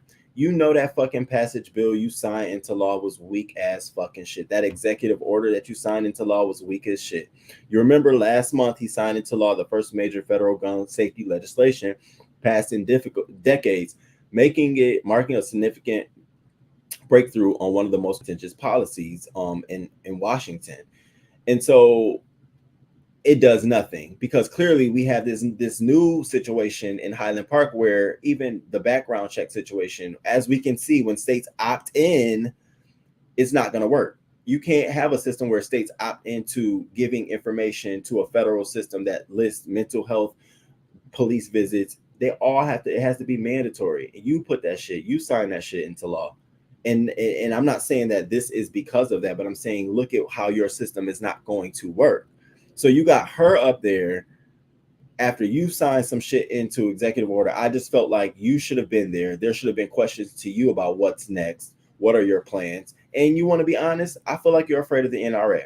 I feel like you're skirting around being aggressive to the money people of who back gun supporters. I feel like you are. I feel like you don't want to ruffle any feathers during the midterm election. I feel like you just want to play this ground of when things have bubbled to the top and they're complete done, they look packaged and it's nice, then you want to say something. No, fuck that. I don't want to hear you at the end of the process, nigga. I want to hear you in the middle, in the beginning, and the end. That's what I liked about Obama. You heard what was going on, and he wasn't afraid to be like, yo, y'all got to come to the table and help us with this shit too. Biden just gives me corny cheese, and it just bothers me so much to see him in such a powerful position be so reserved when we need him. You should have did a fucking TV address to the nation. Hey, July 4th weekend, what's going on? Why aren't we getting you being more of a leader in the face of public shit, of American public shit, and less of I don't care about, okay, great, you doing what you can for Ukraine. Honestly, what affects me most are things that are in front of my face. And I feel like you're just towing it just to keep you here and keep you in the office. Okay, it's this. I want Kamala need to be out there talking about working with the cabinet, talking about transportation shit, working with the education board. Her job is to work with those other VPs, okay, to work and make sure that shit is going good. I don't need her out here talking about gun. I don't. That's not what I want. I think it's not right to put this woman in this position when, and I'm being honest, you as a president, male president, you should be hacking these. You should be raising all kind of fucking hell every step of the way in a professional manner. Because Kamala is she's not Michelle Obama. And I think I said that. She's not Michelle Obama. She's not here she's the fucking vice president. Okay. She says things like enough is enough. We need them to do this. We need them to do that. Yeah, it sounds good, but you can only do so much that your president wants you to do. Now, if y'all both went there together, would have been great. Because whatever you said, he could have came back and this, and then I'd have been like, okay. But just having her there for me in this really public thing was like, okay, what? So she gets that, you get you've all, I don't know. Be consistent. If you're going to follow this issue and it's going to be an issue that you hold on to, look at the other presidents when there were certain issues. They stay on that shit. I always go to Reagan and I can't remember. I was thinking about this weekend. There was one issue that he just stayed the fuck on. I'm like, why is Reagan on it? But he made sure he stayed on it. Not that any president in particular I like, but Biden is really coming off to me as he's just all over the place and very misguided. And it does not look really, really good for the next 2 years in my opinion, based off of how he's enacted policies and what he's choosing to do. His priorities are all over the place, if you ask me. If he didn't go, no one should have went. She should have said, I'll send a message. Here's my statement on this. The White House should have released a statement. Stop making these all moments unless it is a moment. Like, she didn't need to go there. We don't need to keep publicizing all of these killings and shootings that's going on. That's why they're doing it. It's attention. It's let me do this is going to cause its greatest harm and greatest impact. Stop that shit. And if you do, make it the most impactful. Stop coming out here telling us enough is enough. Girl, okay, enough been enough. That's how I feel when it comes to, that's why I was like, why is Kamala here? Kamala, come on, baby. Come on, baby. Hey, how you doing, VMW? Melly. Yeah, baby is a boy. Oh, I'm sorry, a boy. Yeah, I caught that after the story. Yeah, so sad. It's so sad. Hey, Castro, good morning. It's your birthday. Happy birthday, Castro. How old are you, Castro? Happy birthday, sir. Drop your Cash App. Happy birthday, Castro. I wish I could sing. Did she visit the others? It was him, her, him, her, him, her, same message, no change, same message, no change, same message, no change. And it's like, I'm personally getting sick of it. He was Buffalo, he was Uval, she's this, you know what I mean? So for me, it's just like, yeah, we're all over the place. Castro was going to come by your page and we should, he didn't want to answer. That's what it was, Lex. He don't want to answer them fucking questions. That's exactly what it is. You got it. About time I woke my ass up, sit my own time. Good morning, human hysteria. Good morning. Good morning. Hey, Anthony. Good morning to you. Good morning. Grand Rising, Zaire. Grand Rising. Grand Rising. So that's my thoughts on Kamala being there. So it's like, okay, but now y'all understand when I start seeing her out in public and she's starting to touch on these more relevant homeland issues, I'm always looking at what can I get from what you're saying that's going to take us to the next point in the plan. Like what is it next? Because y'all done pushed the legislation. We see that sucks. So what's next? Or stop fucking talking about it. Start sending some of these other motherfuckers out here. Where's the state's attorney general? Where's the Justice Department? Where are all of these people who really do enact the laws and enforce the laws? Put their ass on the face front and let them answer the questions. What state was that? Highland Park, Illinois. You have all in the state senator. Bitch, I want the chief of police. Like, we're going all out when we should really be in. I need the chief here, bitch. Do we got a FBI unit local by? Do we got we need all of it. SWAT should have been standing in the background. Bitch, that's a more of a forceful image to me than just having her sit there and say something. Do you know the impact of knowing that you have all of these resources behind you in solving this issue, except for VP, because we know what that VP and President Joe Biden gives. So let us see what it means when you got all these. You should have had the folks from the gun industry behind. Like, now it sounds like you're working and you're doing the job of a politician. You're pulling people to the table, but getting VP just as a political moment, as an opportunity for us just to say, it's just like, I'm so sick of it. Like, stop it. Because I put myself in the shoes of my brother. You know, my brother was murdered. He was shot and killed. And I would never want that moment to be played over and again on TV. I barely want to look at the rest in peace shirt I got for him. Like, I don't even want to look at that shit. So can you imagine wanting to keep having these clips over and over? You desensitize us. We start to look at like, oh, it ain't nothing. Oh, it's just 9 people got killed. That's all. Oh, it's just 12. Stop it. Stop. That's it. That's all I'm gonna say. Just stop it. Please, for me. Just stop. All right. So the next one we're gonna talk about. Now we're gonna get into our crazy stories of the day. All right. So the first one comes to us from, where is this crazy ass? Please don't say Florida. Please don't say Florida. Please don't say Florida. Please don't say Florida. Please. Okay. Nope. Chicago. So this first story comes from Chicago. So can you imagine, right? You and your child are walking down the street and there's a bike blocking the sidewalk, and your child decides to move the bike out the way so y'all can walk by, and out of nowhere this man comes and tackles your child, puts him on the ground and his arms behind his back and arrests him, no uniform on, in an off-duty, because he's an off-duty cop, because he said you were trying to steal his bike. I saw this shit and I said, yeah, it's gonna be some problems. So let's get into this. Off-duty cop, man claiming to be off-duty cop, filmed pinning teen to ground, reportedly accusing him of stealing son's bike. Now, what's so crazy about this entire story is that you can literally hear the man, the people around him saying, get off of him, get off of him. What kills me is that nobody pushed that motherfucker off of him. You got all kind of men around him. I'm like, nobody kicked out of, I would have rowboat that bitch. We'd have been kicking this stuff off duty or not, bitch. I didn't know. Take me to court, bitch. I didn't know who you was, but all I know you pinning this little boy down. What kind of, y'all take y'all jobs way too fucking far. Now, if you ain't do no formal investigation, how you know this man, how you know what was going on here? That's what really, I'm sitting here thinking like, oh, okay. So check this clip out right here. Disturbing ass people.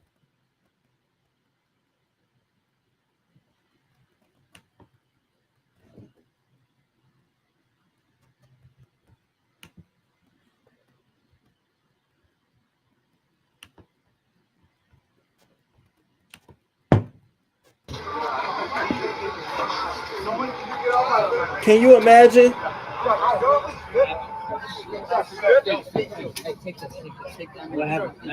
And they're trying to help him. Get off me. Get off. Take you like that. I can't be doing that. Hey, get your hands off. Get off. Get your hands off. Get your hands off. Get your hands off. Get your hands off. Hold on. Get off me, man. Get your hands off. Hold on. Damn.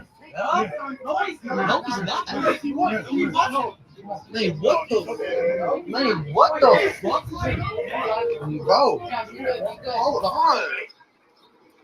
Well, the Chicago officer is now being allegedly he was an actually off-duty officer, and he's being investigated now. He's being investigated as potentially assaulting or harassing this child. So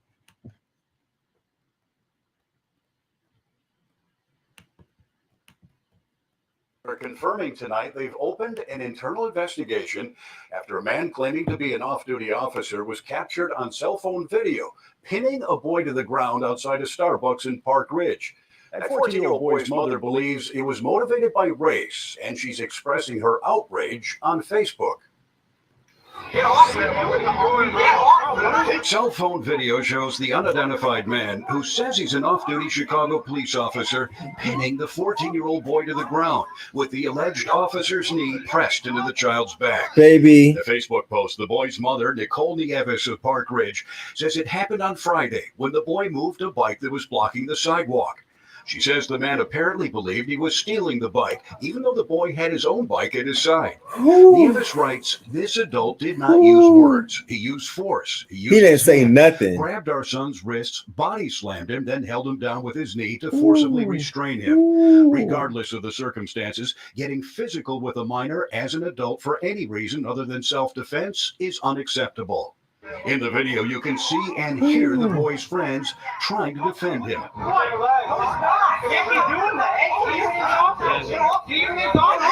Nieves believes her son was racially profiled because he has long curly hair and darker skin. We've talked to our 3 Puerto Rican boys about this moment for years. We can't possibly put into words how we're feeling: disgust, anger, frustration, outrage, fear, sadness. In a statement tonight, Chicago police say, quote, an internal investigation has been opened into this incident. And the Park Ridge police chief says their investigation continues as well. The boy's family says they want to speak. No. Can you imagine? I can only not imagine. I would have kicked the fuck out of him. You bent down, I'd have broke his fucking jaw. I would have realigned his teeth. He'd have been off duty for a reason. No, bitch, you're going to be off duty for life. I would have fucked him up. First of all I saw was George Floyd all over again. Bitch, are you in rehearsal? If you don't get the fuck off my son, I'll break your damn neck. And it was garbage cans all around him. I'm sitting here thinking like, now, mama, now come on now. You know, it's one thing to be peacefully dissolving a situation. Like I'm trying to, okay, you know, but you physically have your knee on my child's back and you have his hands around him. Who the fuck, what just jurisdiction you got? Who the fuck you think you are? Show me some kind of badge. To me, that was out of bounds and out of pocket. Like you are liable to get cut up in front of your own children, this body, this in front of your whole family.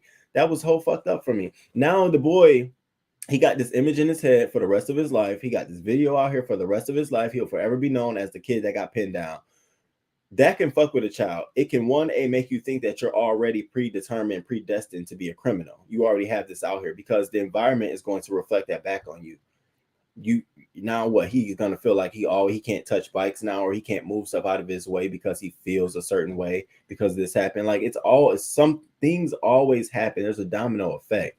I hope she does sue or whatever. If she don't sue the the police department, I hope she takes a civil case against this man. Press charges or something.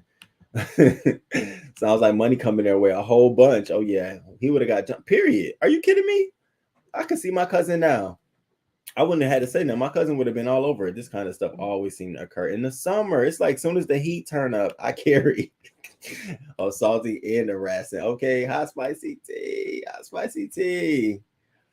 Yes, please hit the like one, y'all. Please hit the like button, y'all. I appreciate it. He will be getting fired. Okay, child, do you know how entitled and racist you have to be to take up the whole sidewalk and accuse someone because they are moving your raggedy ass bike? You don't get your shit out of here. And he would have been the one that came free. So you're okay. He needs to go to jail. Sue them all. All right. All right. So that was the off-duty cop. Now, this next story, baby, they just get deeper and deeper. So we have a Detroit mother. Okay, she is in the gas station. She's in the gas station. We're gonna watch this video too. She's in the gas station paying to put gas in her car. She has 3 kids in a car, mind you, and a baby in the back seat. And this little jackass walks over with a brick, throws it at the window. Now we don't know what car sitting at what window, right? Throws it, breaks the window, jumps in the fucking car, tells them, "Hey, y'all got to get the fuck up out this car." The baby starts screaming. One of the little boys starts screaming, "I don't want to die. I don't want to die, mommy. I don't want to die. I don't want to die." Grabs his little baby brother, jumps out the car with the other one, and all you can see is them running towards their mom, mom, mom, mom. And the man drives off with the car. And the mother, she gives her testimony, which made me, I did have a little breakdown. It was small. It was very small with no tears. But I did have a little one this morning because it was so fucking sad what she said. So let's get into this story. These niggas out here just desperate, low lives, and broke.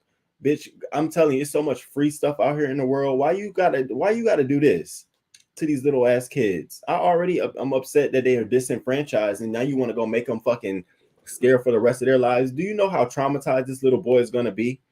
I felt so bad for this mother.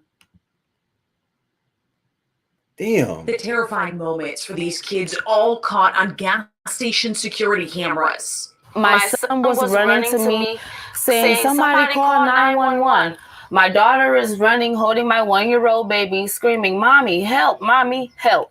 Thursday night, Jada Hicks grabbed her keys and locked her running SUV to pay for gas inside the Citgo station, blocks from her house near Finkel and Myers on Detroit's west side. She left her 10-year-old son, 8-year-old daughter, and baby girl in the SUV. The whole entire time, my son, from the gas station to home, "Mommy, I don't want to die. Gran, I don't want to die. I love you, I love you, I love you." All he kept saying was, "I don't want to die." Take a look. You can see the guy in the white shirt break the Jeep window by throwing a rock at it. Then he gets in with the kids in the back seat. He said, "Get the baby in the car seat and get out of the car now." The children run out, the little girl clutching her baby sister. I thank him for letting my kids out of the car because not even a full year ago, I lost a child. So I am thankful that he literally let my babies out of that car. Jada's purse was in that Jeep, and now no way to get around. My 1-year-old is fresh off of oxygen, so she have tons of doctor's appointments a week. She says she's praying for whoever did this because clearly she says something is wrong with them to steal a car with kids in it. I can Uber. Hell, I would catch the bus with my kids. I'm just glad that they're here to say that I can catch the bus with them. Some good news to report. It does look like Jada will be getting her car back. An update is of Friday afternoon. Her car was recovered and 3 people were arrested in connection to this theft. They will be charged. Jessica Dupnack, Fox 2 News. Now, you've got to be on a special kind of motherfucking medication to literally throw something at a car door and see kids in the fucking car. Like you are on some shit that haven't been created yet. I don't understand how, like, what kind of drugs are you on that's got you so hyped up like that? I hope not only that you go to jail, but I hope you get beat up in jail. I'm just gonna put it out there. I hope you get shanked. I hope you're in the shower and you do drop the soap, and instead of you getting fucked, you get cut. I do hope that. The trauma that that little girl, she was so fucking small to carry her little sister like that. I'm just sitting there thinking like, wow, y'all were magnificent. Y'all were heroes in your own right. Y'all did what y'all needed to do. Y'all got out that car and y'all ran to your mom for safety. She had just already lost a baby. Her little 1-year-old child was on breathing oxygen and had so many follow-up doctor's appointments, and now this happened. So God's grace protected you and your family. And it sucks that we got people in the world who really would do shit like this. So I advise you all, you know how we jump out the car. I even jumped out the car when I first moved here, jumped out my car, left my windows down with my phone in the middle, went in to pay the gas, came back out, my phone was stolen. Thank God I had 2 phones. So I went home, got my other phone, found it on my iPhone, and I saw it moving. And so one of my friends came with me and we tracked the guy down. It was a bum, a whole fucking bum. Didn't even probably know how to use the phone, didn't know I was tracking him. And he didn't even know what I'm walking up to him. He thinking I'm and I get my phone back, but at the same time, these people they don't even fucking know what they're doing, is what I'm saying. This guy probably did not expect to the magnitude of what was happening. He didn't realize like, oh, this might be, all he saw was I want to get my next high, or maybe I don't know what the fuck he assumed. But be very careful. Lock your doors. I don't even leave my dog in the car. If I have to go to a store, he's not coming with me if he can't go in it, because I don't even do all that shit. People are nuts. It's just a sad thing. Shit, not a little breakdown with no tears. It was just like, whoo, shaking my fucking head. I saw this story. Oh my God. Oh my goodness. So sad. That's horrible. They're going to get them paws put on them in jail, guaranteed. Oh yeah. Oh yeah, I'm so glad. Let the babies go. Just let them go. Is not. Mental illness is real out here. Yeah, it is. It follows these people everywhere. Still here. Thank you, Stiggs. Thank you. Now let's get into this next story. Now, this story, I actually side with the suspect, and I'll tell you why. So this man, he runs a store, right? He runs a store. And this woman came in there with her child, and she tried to steal some chips, take a bag of chips to feed her child. Now, for me, if you told me that you wanted to feed your child some chips and you had the money, I'd probably give you the chips and some other shit. Bitch, take some eggs, milk, go back there and get you some pancakes. I think I got bacon back there. I'd have hooked your ass up. That's just me. Go on and get you a bag's worth of grocery, girl. Do what you got to do. She didn't do that. She tried to walk out. He said no, took the bag. They got into an argument, fuck you, bitch. No, but fuck you. I don't like your take, all that kind of shit. I've seen it before. I've been in those situations. Trust me, my family is straight up. So I've been there. So after that happened, right, she go get her man. She went to go get her man like, yo, he talking that shit. So the dude goes to the store and he starts talking that rum to the man. And not only does he do that, he walks behind the counter and starts to fight the man. Well, the store owner stabs him to death. Now, everyone is saying that the store owner was in his right.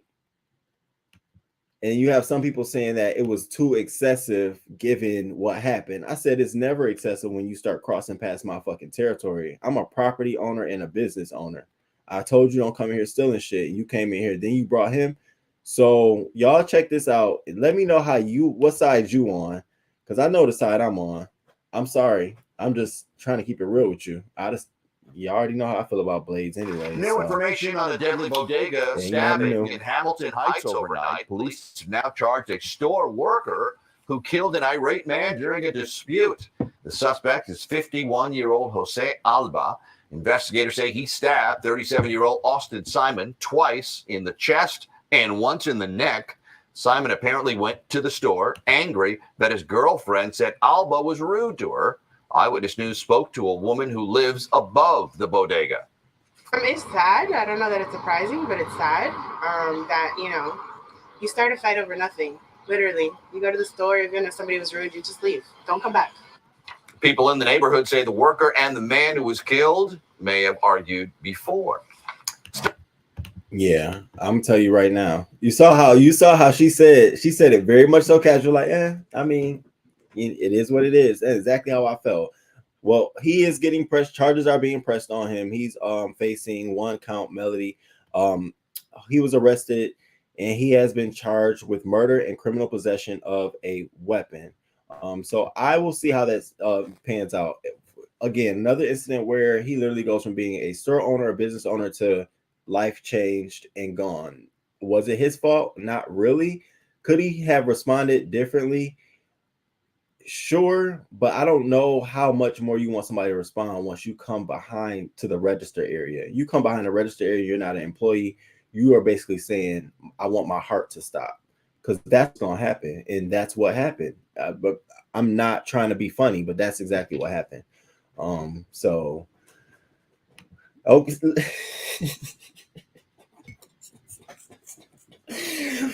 Human hysteria. Okay, I can see me now. Bitch, you gonna come back here, you motherfucker. I'm gonna get your ass. Hell yeah. She had a whole man and a child and was starving. Yes, her man should have used all that energy to get food for his family. Wait a minute. Where was the man though when she needed the chips? So he can't buy chips, but he could. You can be a man. You can threaten somebody. You can. This is the thing. He could only do the protect portion of it. He wasn't that much into the provide, protect and provide. He was up for the protecting part. But when it came to that providing part, he just left it on her. Stabbed 3 times for leave me alone. If I was the business on, I would have done the same thing. He was in danger. Absolutely. The minute you come back there, you're in fucking danger. You're asking me to put a pause on your life. So let's get that pause going, bitch. All right. I posted this story and it is really, really sad. So the New York City parents of toddler in fatal fall from New York City high rise thought he was safely playing. So I'm going to play the video clip, but let me give you a breakdown of this story because there are some details that are very, very important that you won't get in the clip. So now these two parents, right? First of all, let me give you a history on these two parents because ain't nobody innocent. These two parents have been dating now for about 2 years, right? And this guy has had 8 charges on him in the last 2 years. 7 of them have been domestic violence with this woman. 1 of them, 8 of them have been domestic violence. 7 of them, he has been the suspect. 1 of them, he was the victim, right? So we got that. She's put a restraining order out on him. She's put all of these things out on him. He couldn't be there, all of these things. So they really aren't too. I'm saying this to say that it's a very volatile relationship. Okay. He in all of the news reports didn't come out, didn't make a statement. You really don't see his picture or his face. So now I'm saying that because I got to build the story. So now let's go to the date this happened. So they allegedly were in the room talking. I said, no, they were in the room fucking. I mean, let's be fucking clear about this. Y'all were very preoccupied. You were wholeheartedly preoccupied. I already know how this shit goes. I had to read the MO first. Y'all was busy and y'all thought he was in the room playing. Then you stop hearing him, but you stop hearing him for over a period of time. Like you didn't hear him for I think she said 5 minutes. I didn't hear him for about 5 minutes. Then you and him begin to search the entire unit, right? So as you're searching the unit, you walk past the balcony and you see the mosquito net flapping in the wind because it normally is tied down. So then you go out there to look and you look over the balcony and you see your son hanging on the awning below and you start to scream, my baby. He instantly calls 911. They show up and this is where we are in the story. So let me play this clip for you all because I want to give my opinion on this the right way. So check this out. Tragedy tonight in Manhattan. A toddler killed after falling out of a high-rise building in East Harlem. As CBS 2's Talia Perez reports, the little boy's neighbors are devastated. Neighbors are reacting after police say the 3-year-old boy fell to his death just after 11 a.m. I'm grieving as well. I mean, I'm not sure who they are, but I mean, I feel like it's my own child as well. It's heartbreaking to everybody. It's something strong. My kids, I got love for kids, okay? Your kid is my kid. Cell phone video shared by a neighbor captured first responders on the scene at the Taino Towers on 3rd Avenue and East 122nd Street. Police say he was rushed to Harlem Hospital and sadly died. Nydia Cordero lives on the 34th floor. You hear big boom. I thought it was either something that fell. She says she then saw saw the unthinkable on the scaffolding below. Neighbors say the scaffolding is there because construction is going on in the complex to modernize the buildings and is almost complete. We got 4 complexes in this building, in Taino Towers. So right now, they just did 3 complexes with new screens on the balcony. We reached out to the complex's owner for comment and still have not heard back. Neighbors describe the child as a beautiful, sweet little boy. The circumstances surrounding his fall still remain unclear while police continue to investigate what led to this tragedy. In East Harlem, Thalia Perez, CBS News. Now, this is extremely sad. So here's a picture of the baby. I mean, I just for the life of me. Musician Fitness. Yeah. Emily's returned to her first love. And start playing. It's so sad. And again, this is the high rise, so you can see the netting open, and then you can actually see how far down the child had to fall. And I'm in awe that the door wasn't even closed, the access wasn't even cut off. So in my opinion, I completely think that both the parents are at fault here. There's no way that anybody else could be at fault. Could this have been prevented? Abso-fucking-lutely. Balcony door could have been closed. You could have fixed that fucking netting. You have a child. Why do you have netting that flaps in the wind on the 25th fucking floor? Y'all just slow at life. Bitches be moving at pace, at a slow pace. I don't understand it. There's a lot of other things that I think that are going on at play. The mother said that she's completely heartbroken. She's completely, terrified. Her baby was all she had. She loved her child. They're saying that, they think the child climbed over a chair to look over, and then he may have fell by then.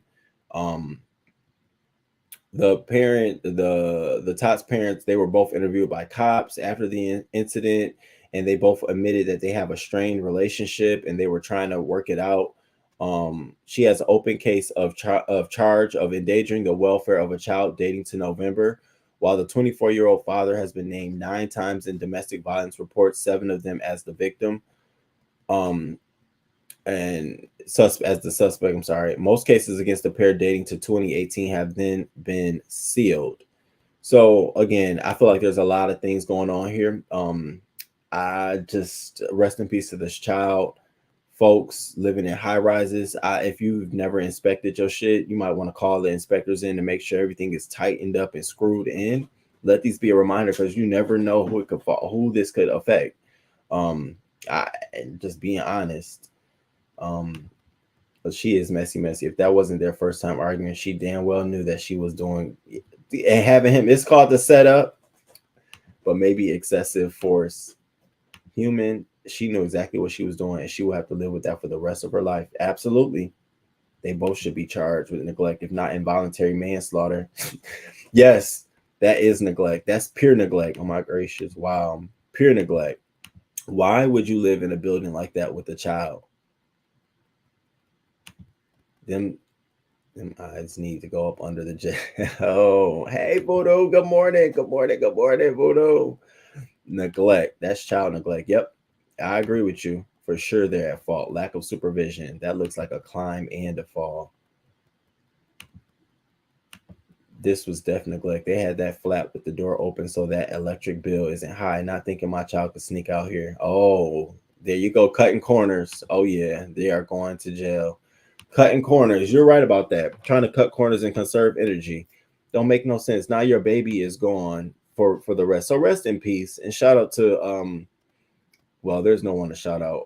Hopefully the family goes to the mother and the father end up in receiving some jail time or something, because a life going like this with no sort of consequence to me is sort of a waste. All right, let's move into this Jayland Walker story. So have you all heard about Jayland Walker? This incident was very, very crazy. So he was pulled over. Jayland Walker was pulled over for a traffic stop, and originally it was a traffic stop. He then decided to lead the police on a police chase. Now, police say that he pulled out a gun and fired at them during this police chase, but there's no clear evidence of that at all. And so he leads them on a chase, and then he finally stops and gets out the car, hands behind his back, and starts running. Well, at this time, they took his hands behind his back, meaning he was getting in position to retrieve a weapon and fire off. And so what do these police officers do? They fire up to 60 rounds of ammunition into this man's body. And you call that excessive or not? Extremely excessive. And so the footage is shown, but what I wanted to talk about is we have a former officer. He's an African-American male. And he actually goes into detail on why this is there's a case here, why this is excessive, and the kind of police training that you either see is inept or is needed here. And so check this out. And I think it was very valuable for me. So I definitely think it's important for us to talk about it. So check this out. A policing expert, a former police officer, is raising questions about officer training and whether lethal force was necessary in the shooting of Jayland Walker. News 5 investigator Tara Morgan with us now with a deeper dive into the body camera video released by Akron Police. Right. Dr. Kalfani Torre tells me he became a police officer to understand policing from the inside for his academic work. He's an assistant professor at Mount St. Mary's University. Torre reviewed the videos, calling what he saw problematic and extremely disturbing. Gunfire by Akron police officers lasts 7 seconds, with shots heard after Jayland Walker's body falls to the pavement.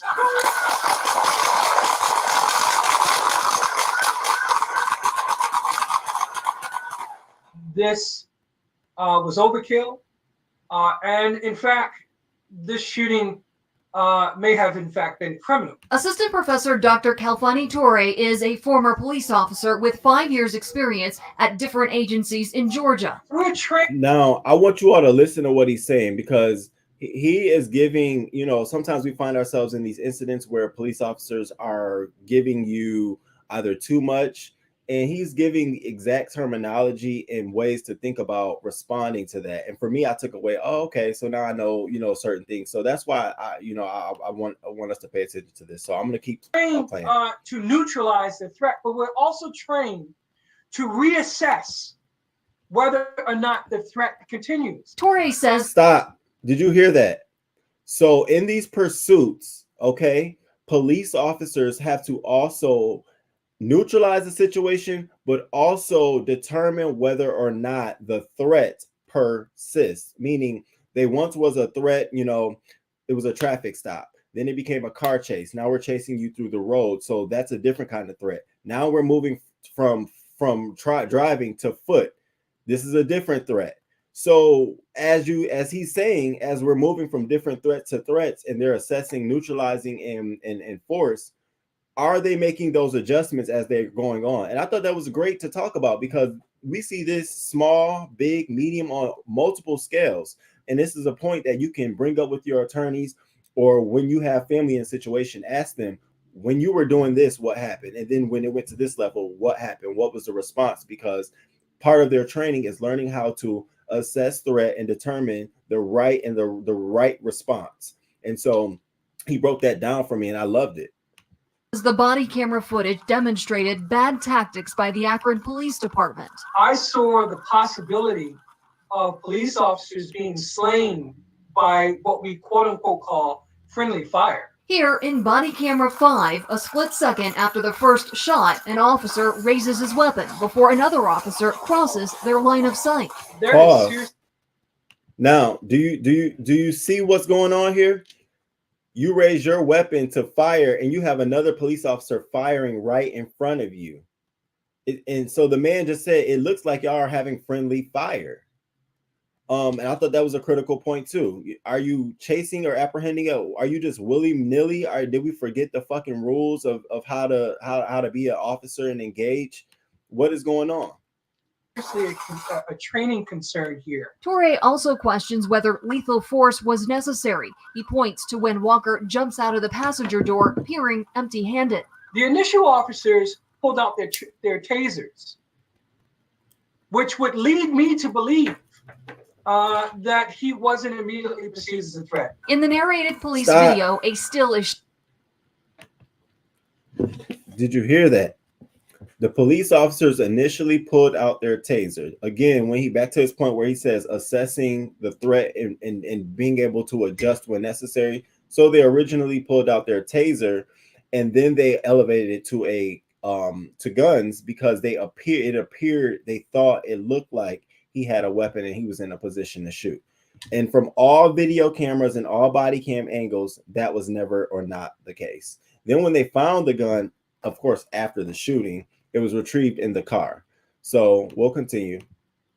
Shown of Walker facing police the moment the first shots are fired. A look frame by frame from a different clip. Walker turns toward officers with hands near his waist less than 10 seconds earlier.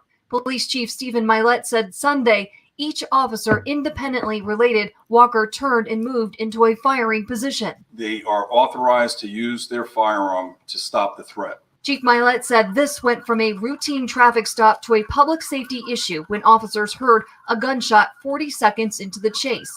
Torrey is the second expert to tell News 5 this could be a criminal case. Bowling Green State criminologist Phil Stinson says he was surprised at how many officers were there. The reason that's a problem is because there's no control. There's no situational control. There has to be more discipline than what was manifest in those body cam footage. Again, did you hear the word the man said? Literally, he said there has to be more discipline in these police officers than what was shown on the body cam footage. That's almost like when you tell your job or tell your employer tells you, hey, they need to do this a little bit better. I think those are key and critical words: discipline, police officer discipline.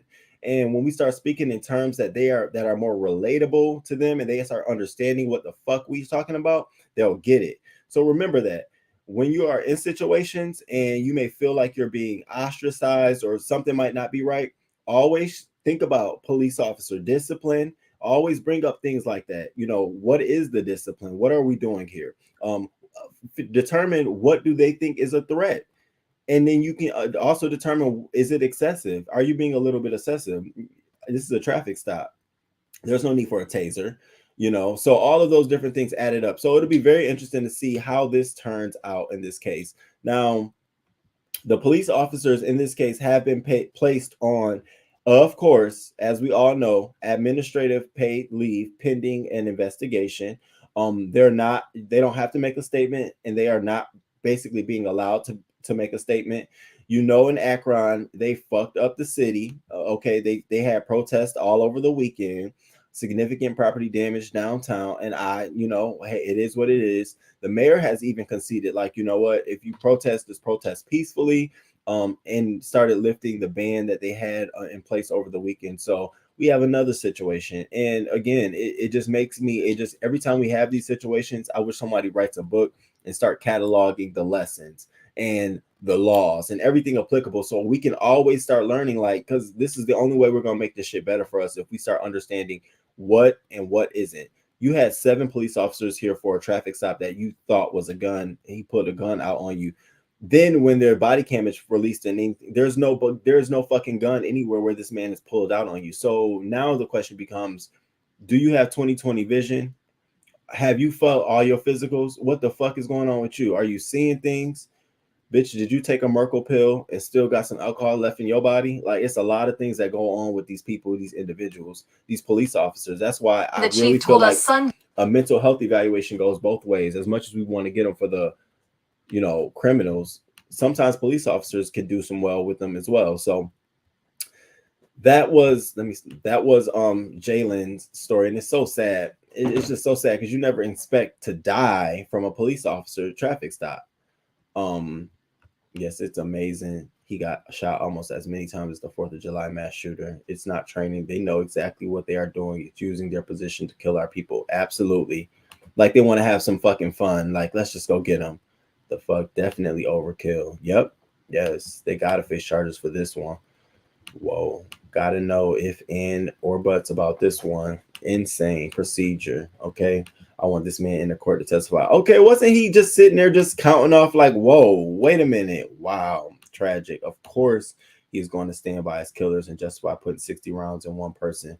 But the young man regarding the 4th of July shooting was able to be detained without being shot. Make it make sense. Hot spicy tea. Make it make sense. Please make it make sense. Make it make sense. All right, y'all. Final story of the day. And this is the saddest story that I have. It comes to us from New York. Man arrested for killing child's mother as she pushed stroller in Upper East Side shooting. Now, this story is a really sad story, and I wanted to end on this story. So this very young mother, and she's a very pretty young girl. She's biracial. She's 21 years old, and she had a 3-month-old baby with her victim, with the suspect. And so her baby dad had called her and said, hey, meet me X, Y, and Z because I want to give you and the kids something. And so she had left and she had told her mom, I'm really, really nervous because he had abused her several times before, always. And she was very scared and she was very nervous, but she said she had to go. And so in doing so, she was so scared that she shared her location with her sister and said, hey, if anything happens, this is where I'm at. So as she goes to the location, pushing the precious 3-month-old baby in the stroller, the father comes up and shoots her in the forehead, kills her right on the site. And then he runs off into the night, leaving the baby and the 3-month-old baby in the stroller right there. And nothing for the life of me can wrap my heads around why this man, why? So I'm going to share this clip with you because I think it's important to hear this mother say that she tried her hardest to plead with her daughter not to go and not to be with this man. But sometimes I don't know what it is about love. It gets the best of you. So check this out. And upset over the death of 20-year-old Azsia Johnson. Yeah, she was shot and killed while pushing a stroller on the Upper East Side. And now police and her family are trying to figure out who could have carried out this crime. We now go to Fox 5's Briella Tomasetti. She's live on the Upper East Side with the latest on this story. Good morning, Briella. Yeah, good morning to the both of you, Tashani and Dan. Azsia Johnson left her mother's home to come live in a domestic violence shelter here in this very neighborhood out of fear for her own safety. And the person responsible for this, as you mentioned, he is still out there, this devastated community, now calling on the shooter to turn himself into police. I kept telling them he's threatening my daughter's life, and they didn't believe me. And now my daughter's dead. Lisa DeSort, the heartbroken mother of 20-year-old Azsia Johnson, claims the system repeatedly failed her daughter until it was too late. If you say somebody abused me and an officer doesn't believe you, and they say, let him take a walk, and he comes back an hour later and killed you, this is what happened to my daughter.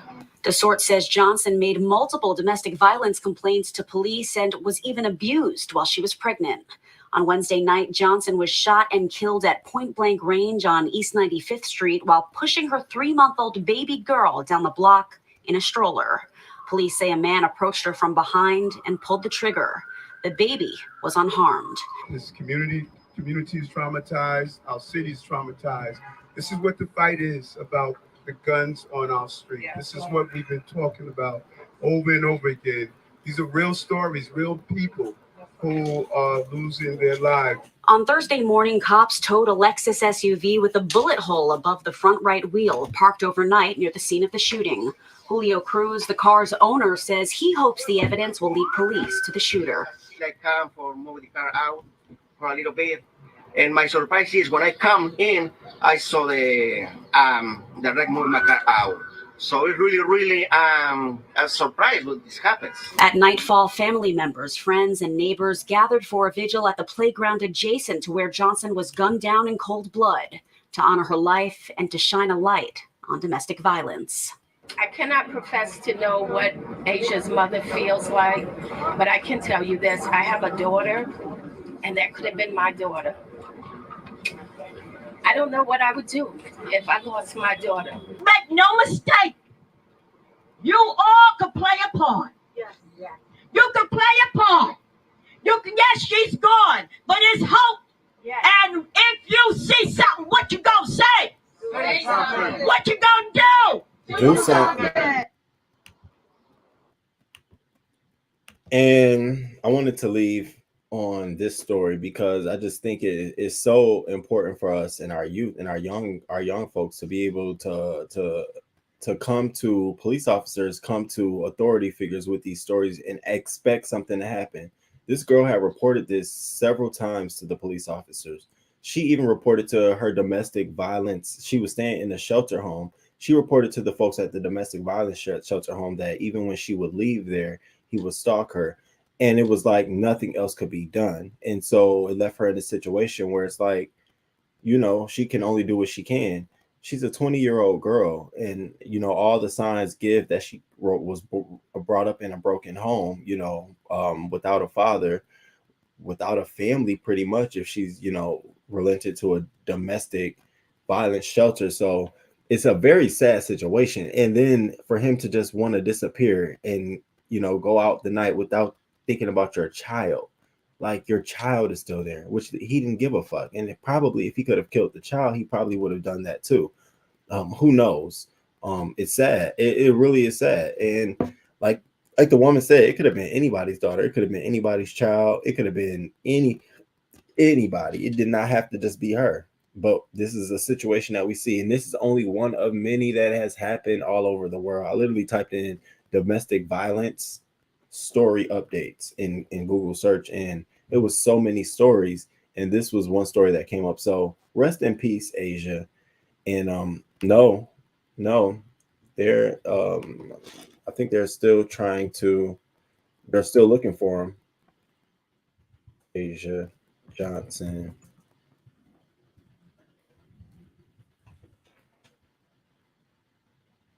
Yes. Actually, yes, he's held without bail. Hold on, check this out. Let me share this. Look at this one. Now look at him. He looked like he got a fucking mental issue. Are you kidding me? This man looks like a whole fucking mental case.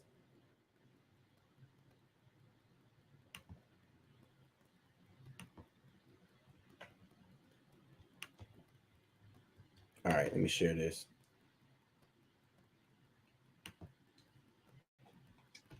Y'all know I've been sitting here drinking this cold coffee this whole time. And for some reason, it tastes good as hell. It's good.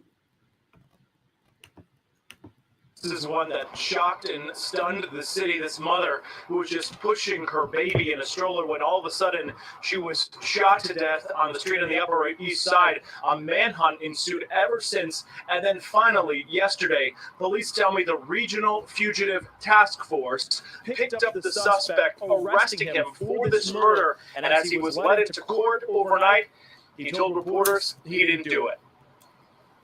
Anything you want to say to the family? As Isaac Argro was led into a Manhattan criminal court overnight, he told reporters he was innocent.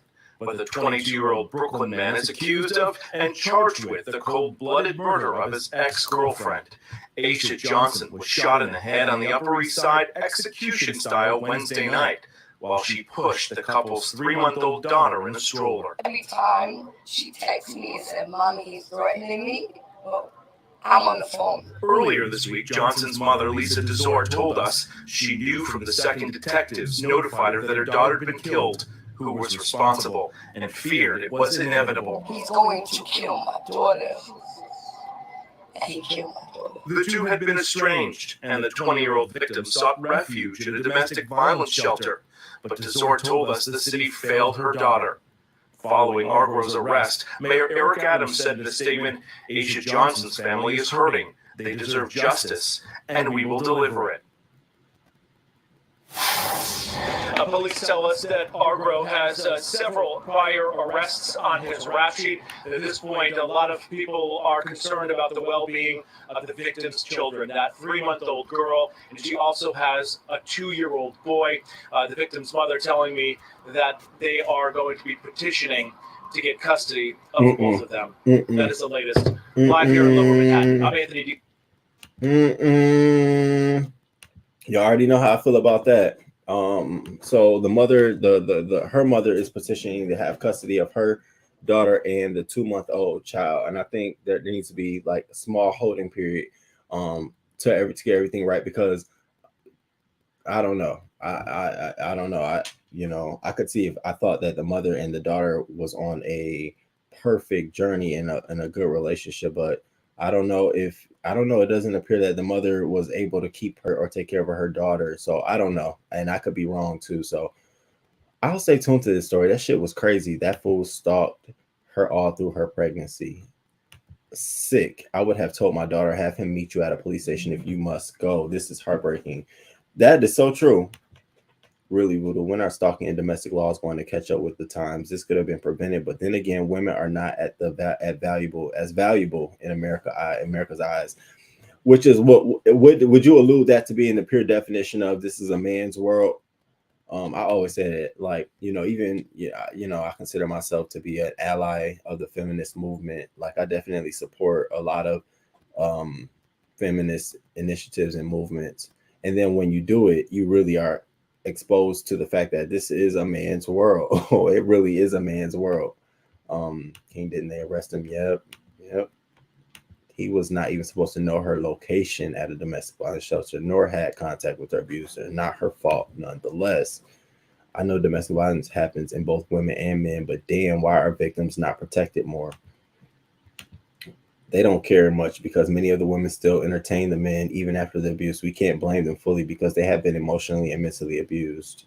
Grandma trying to get a bag.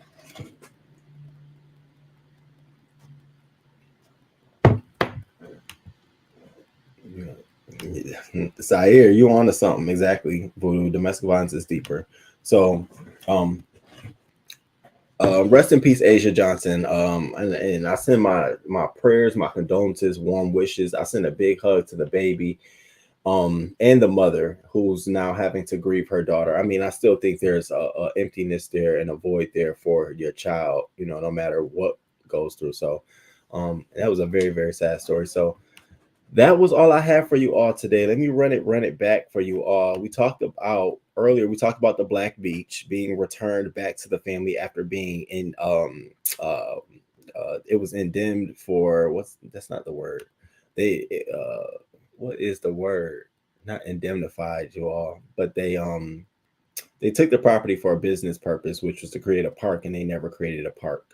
And so they finally gave the family the property back, and it's now valued over $20 million. And they're going to lease it back to the county at $413,000 a month. So shout out to them. We talked about the Myrkl Hangover pill, which is now online on sale in the UK. And once it's clear in the US, it'll be online on sale here in the US. I'm definitely waiting to hear how this works for people. I need at least a significant number of people, well more in the hundreds, to have gone through this so I can see what some of the side effects are, what really happens. We talked about the involuntary relocation and how the minute it went public, it instantly drew backlash from the Texas Board of Education, who told them to, no, we're not going to add this word. We're going to figure out how we can fully implement slavery into the classroom. So that's a kudos to them. We talked about impeaching Clarence Thomas, the 1 million signatures needed. However, it sounds good, but it's not that easy to impeach him. There needs to be a bunch of Congress hearings. There needs to be some motions. There needs to be investigations. And as we see with the January 6th investigation, this can be a lengthy thing. We talked about Brittany Griner and how I'm looking at this as a political theater. Her in this letter specifically given on July 4th. Like, come on, Russia. I know what you're doing. We talked about July 4th shootings. 2 police officers shot in Philadelphia, but nobody found no accusers. Okay. And we talked about Baltimore, the shootings going on in Baltimore over the weekend, and then how some of the shootings were occurring where police officers were fully present. Okay. Then we talked about the Lake Eola July 4th mass panic, and because people heard guns pop off and they took off flying everywhere and no one was arrested there. Okay. And we talked about the Highland Park July 4th incident. 7 people dead, 46 reported wounded in shooting at 4th of July parade. Robert Crimo, he has been arrested. He was dressed up as a female. And then there's so many specifics about him. The man had already had a lot of complaints in the system in 2019, specifically around mental health. However, the only thing that they could find which allowed him to be cleared to purchase guns was his 2016 arrest for possession of tobacco as a minor. We talked about the Highland baby who was found after losing parents, and they started a GoFundMe. We talked about Vice President Kamala Harris and her being on the scene, and why I felt like it would have been a lot different had Biden been there. I think we'd have gotten the questions that we wanted out there in front of him in his face, but I think he's scared of causing any sort of backlash to him right now during, the midterm election season. Then we got into the off-duty cop who pinned a teen on the ground for allegedly stealing a bike. However, the bike was just blocking the sidewalk, so he was trying to get around the bike, and everyone came to basically try to save the young man. We talked about this sad Detroit carjacking. Oh my God. Kids were in the car. This man throws a brick in the window and decides to get in the car and drives off. All the kids were safe, and the mother tells a very, very sad story. So check that video out earlier too in the video. We talked about the bodega owner who stabs a customer to death over a fight over potato chips. But if you really, really get into that story, you might be on the side of the suspect, the owner of the store. So check that out. Red ball that back. We talked about the parents of the toddler in fatal fall from New York City high rise, how they thought he was safely playing in his bedroom while they were talking in their room. Okay. Mind you, this same guy has had many domestic violence cases against this woman, as well as she's had restraining orders against him. And so a very volatile relationship. So who knows what was going on here, but it was neglect. And here's the precious baby. We talked about Jayland Walker and how the excessiveness of this entire incident, going from a traffic stop to a police chase to a foot chase, and then him finally being killed with 60 rounds given to him. And we also had listened to a clip from a Black police officer, former police officer, give some very, very good insight into this situation. So red ball that back as well. And then we ended on Azsia Johnson, who was killed, so sad, killed pushing her baby in her stroller to meet the baby dad, who killed her at point blank range. He put the gun right to her forehead and executed her. And she had been coming from a domestic violence shelter. And one thing about it also is that her mother had also been letting police know every time he threatened her or something, she would call the police. So this was heavily documented. She's definitely been failed by the system, definitely been failed by the police officers and everyone who helped her in this case. So sad story. Thank you all for being here. It feels so good to be back chatting with y'all, chatting. Eminent domain. Thank you. I'm over here. What was I saying? Eminent domain. I was missing the word domain. Thank you. Dang, this show be going fast. We need you in the morning, seeing how windy we. Oh, I got so much to say about that. I'm gonna save it for Friday, but how y'all just going high? First of all, y'all don't delete Wendy Williams' page. They didn't delete her page, y'all.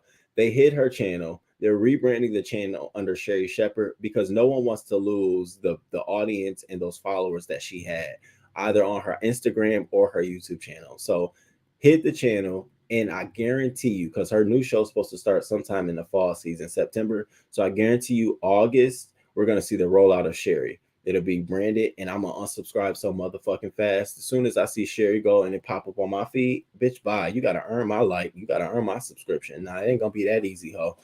And what I do feel, though, is that they're going to give her a standard pilot like everyone else. I think she's going to get a 6-week test pilot in August and September.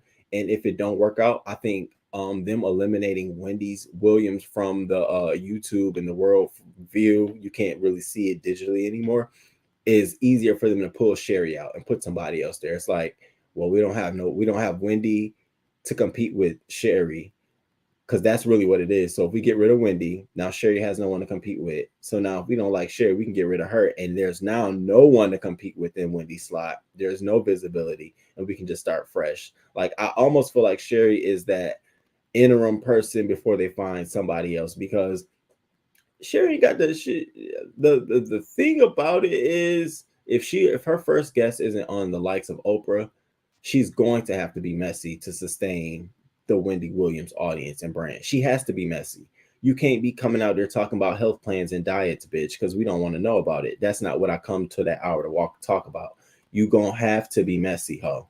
And if you don't be messy, you're going to lose it. You're not going to maintain it. Not the Wendy viewer, not the Wendy watcher. The Wendy watcher needs a messy bitch, and that's cute to look at. I'm not saying Sherry isn't cute to look at, but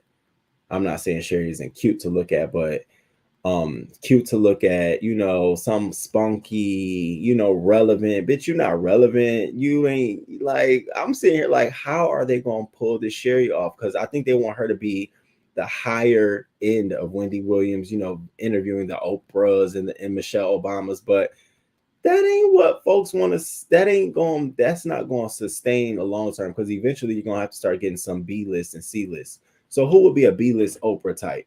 And we don't want to talk to him. And who would be a C list Oprah or Michelle Obama? Don't nobody want to activist, bitch. I don't want to talk. I don't want to hear you talking about no active. You gonna get a news anchor? You gonna get Tamron Hall? Not interesting. Who else? Who's up there where they're like black and, you know, very high sedity, but just C-list? Like, what, you gonna get some housewives? No. So I don't know how they're gonna do this, but I really feel like they're gearing up to roll her out. I think it's fucked up how they did Wendy. They should have gave us a 30-day notice, so that way we could have downloaded the videos. Now here's where I fault Wendy, and like, I'm all over Wendy's ass about it. Why the fuck haven't you started your own YouTube channel? Why the fuck haven't you started your own Instagram so people can migrate over? I'm ready to unsubscribe to subscribe to you. Get your people. We're gonna still follow and migrate to you, podcast or not, but I feel like you're sitting on your ass. And now a lot of people tell me you're very hurt. Not tell me, but I read that you're very hurt. You're sad, you know, about your ending of your show and all that good stuff. Girl, shake that shit off. You fucking Wendy. Like, damn, like, girl, listen to your fans. You're Wendy the fucking Williams. Fuck these hoes. Let Sherry try to be you. She can't be you. Let Debmar try to fucking ruin you. They can't. All you got to do is go on YouTube and you put your old clips up of your radio shows or some shit that you still got ownership to before you start trying to build yourself back up. You know, you don't have to stand up, sit down, because baby, that foot gave me the chills. Like, I was like, I need to go see if my feet is good. Like, really, baby, it was like she was walking in cement. I'm not gonna like you, Wendy. I don't want to do this. But yeah, that's how I feel about the whole Wendy. I feel like it's fraudulent behavior going on here, and at the expense of Debmar being mad that Wendy bounced on them like that. Like, Wendy bounced on them like toodles. Well, thanks for just pissing us off this morning. Just getting us out. Just think, if nothing more, what can we do to help someone? Yes, Lex. I'm sorry, but thank you. You get it. You get it. One more thing. Why is Robbie Robert not labeled as a terrorist? They already are giving excuses like he had mental issues and was crying out for help. You talking about hold on, I thought you were talking about first of all, you talking about R. Kelly. I'm like, wait, what? Robbie Robert. I'm gonna have to look into this one. This is so sad. So many souls taken. You have you too, Zaire. Thank you. It's no such thing as a celebrity. You working for the man, period. I just don't see Sherry pulling it like Wendy can. Voodoo. I don't. And this is why I said a long time ago, Sherry, you need to be out here working. Stop getting all these feelings. You need to literally come out here and start testing this audience. The name in the backdrop doesn't need to be Wendy. If you're going to be doing this on your own, it needs to be Sherry. Stop mixing the two brands, because we're going to be expecting Wendy behavior and you're going to be giving us this Sherry, baking Christmas cookies. Wendy did it in a cute way. You come out here, start showing us bowls, glass bowls to buy cookies out of and shit like that. Honey, well, fuck a TV screen up trying to turn that shit off so quick. I don't like it. She is goofy. Yeah, it's not. It's like she'll trip and fall and be like, oops. And you got Wendy accidentally falling. This bitch a fake a fall. So yeah, just because they're both shaped like the capital P doesn't mean they rock the same. Oh my. Yeah, I think you're right, King. They are using key. Yep, while they're finding right. Yes, absolutely. I don't see Sherry. Sherry isn't going to make the cut. She's always need to be a part of an ensemble cast. And that's it. What's wrong with pairing Sherry up with somebody else? Sherry needs to be the logical one of the pair, and then let somebody else be the mistake, the goofy one. That way she can bounce her logic off of goofiness, and together it makes it funny and relatable. You know, like someone saying, oh, I slipped and fall in the store, and she can follow up by saying, well, you know, you got an X, Y, and Z, because when I did, you know, she can give her own story because it's going to be logical. It ain't going to be messy, and it'll just bounce, you know. But her thinking she going to just do it on her own is just like, I don't know. Maybe switch your time frame. Maybe you should come on at like early in the morning, 8 a.m., 9 a.m. But that 11 o'clock, 10 o'clock windy time is when we expect the mess, bitch. What did Kim do to Kanye West? You know, she ain't trying to touch on none of that like that. You know, she's trying to be she don't want to be offensive. She wants everybody to like her, you know. Castro. Wendy is being controlled. It's a damn shame. It's a shame. Wendy needs to heal and get her mental together before getting back into me. She's not ready, and you can see it. Her audience will always be there, focused on her. Well, that's true too. I agree. Part of it is her, because apparently she's not taking this shit well at all. Yeah, show them what they are missing, but we don't know the contract. She may have a clause where she can't do anything. That's what it is. You're right. Thank you for bringing me back. She has that contract renewal, and it's a 2-year. I think it's till 2025, where she can't use the Wendy Williams show brand. And that's another thing too, girl. Who is your? Oh, we know who's on her contracts. Kelvin, that Robert the mass shooter. Oh, Cramo. Yeah, what's his name? Cremo. Robert Cremo.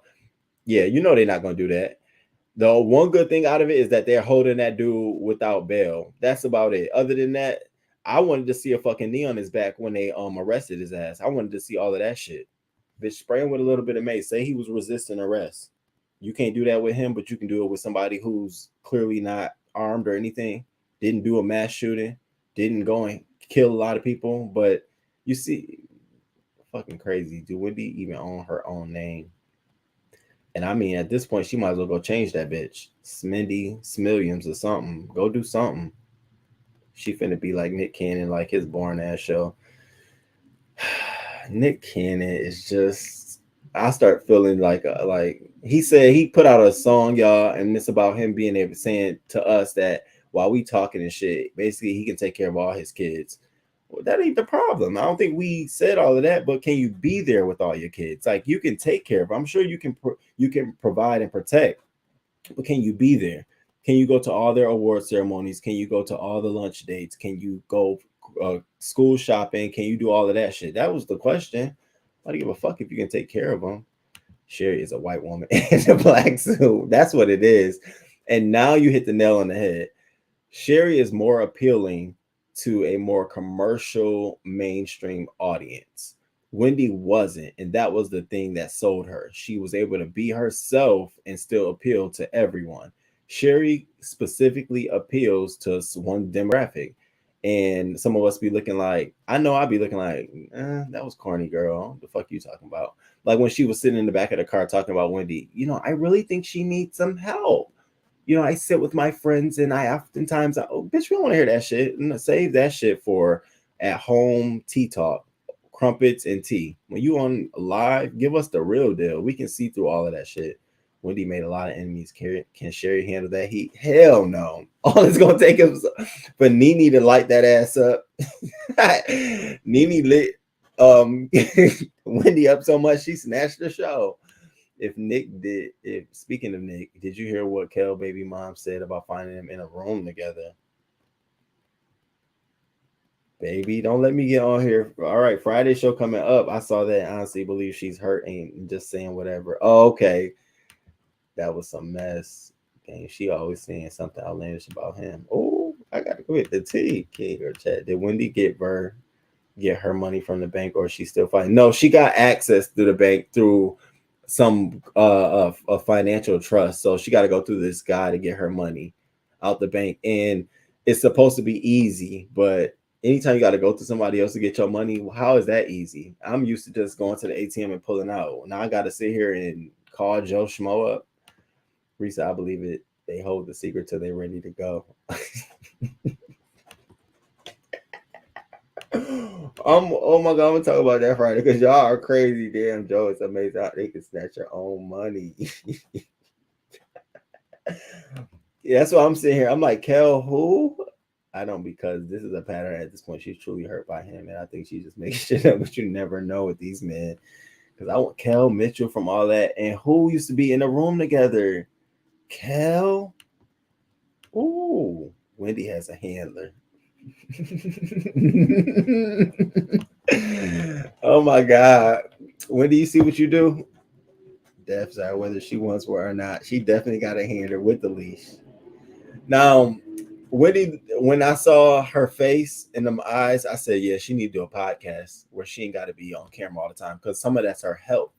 And it's like, I don't want to see, it was like, it felt like her eyes was going to just pop out her eyes. You know, the Guinness World Record where they do the eye bulge, who can eyes pop out. And I know it's a symptom of her Graves and thyroid disease. I know that. And I think that also, that imagery, like she probably just doesn't need to be on camera as much as she wants to be, because I think that also plays a part too. You look like you have some health problems going on. So why put yourself in that position?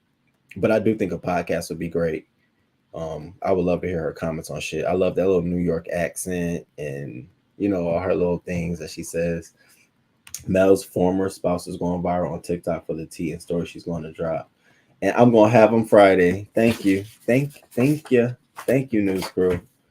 So Kel Mitchell. Kel. I want to know that.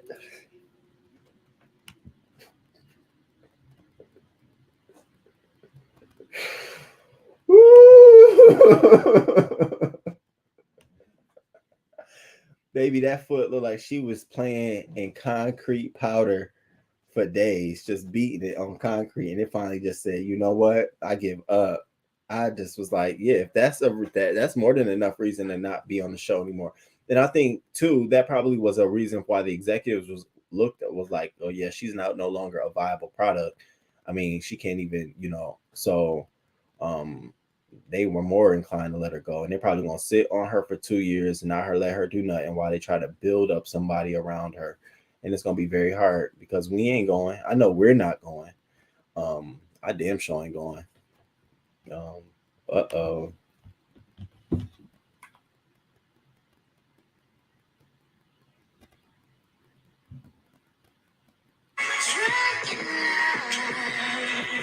So she says, thank you, Neris.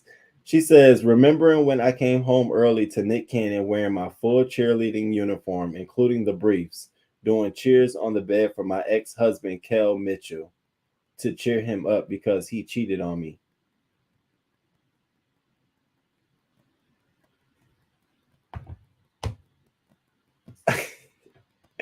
It sounds like she clout chasing. Yeah, she needs to heal stress and harm in a deep way. She needs to come back on when you're on your hole. It sounds like she clout chasing, but I'm gonna have to talk about it on Friday then. All right, y'all. I felt so good. We've been here for 2 hours and 37 minutes. Please hit the like button. I hope y'all hit the like button. I hope y'all enjoyed yourselves. I enjoyed y'all all the time. Felt so good to cover so many things. We're gonna be back Friday, hot topics. And yeah, that's it. I have nothing to say about the streets, the YouTube streets. I've been watching like everybody else. Baby, everybody you can imagine just tossing back and forth and going at it. So I'm just here to enjoy it all. I have really no comment. And yeah, that's it. I can't wait to see what else is in store. So y'all come back on Friday. I'm gonna need y'all back on Friday. So we can get into some things. Great show as usual. Thank you, Brittany girl. I appreciate it. Britt girl Haley. Thank you. Thank you for always supporting too. You always support. Appreciate you. I love you. I love you, Mr. News Reporter. Thank you. Thank you. Great show as always. Thank you, Hot Spicy Tea. Thank you. Thank you, Risa. Thank you. Because work get busy. I'm back at it tomorrow. I'm going back in the office tomorrow. The YouTube streets, baby, they on fire. I just can't wait to see. I can't wait.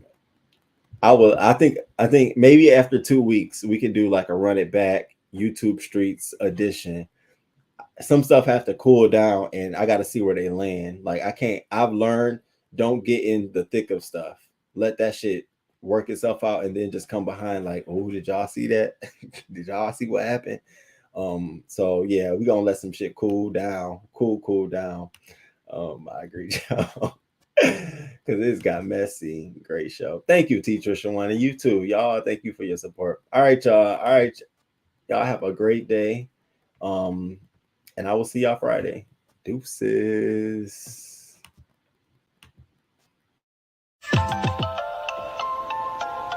Good morning.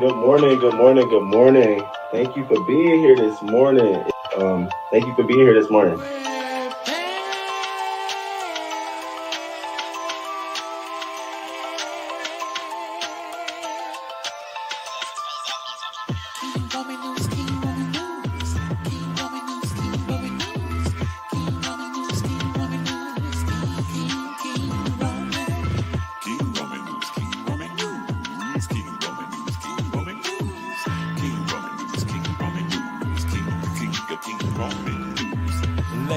Let's go. Oh, let's start this show. King Roman news gonna come right through. Gonna give you that news just like you know it can do. Hot topics in your face, baby. King Roman knows his place, baby. King Roman news. Good morning. 6:30 a.m. Eastern time, baby. He's gonna come right on time with the news just for you. Celebrity news, politics, and local news just for you. King Roman news. Monday, Wednesday, Friday.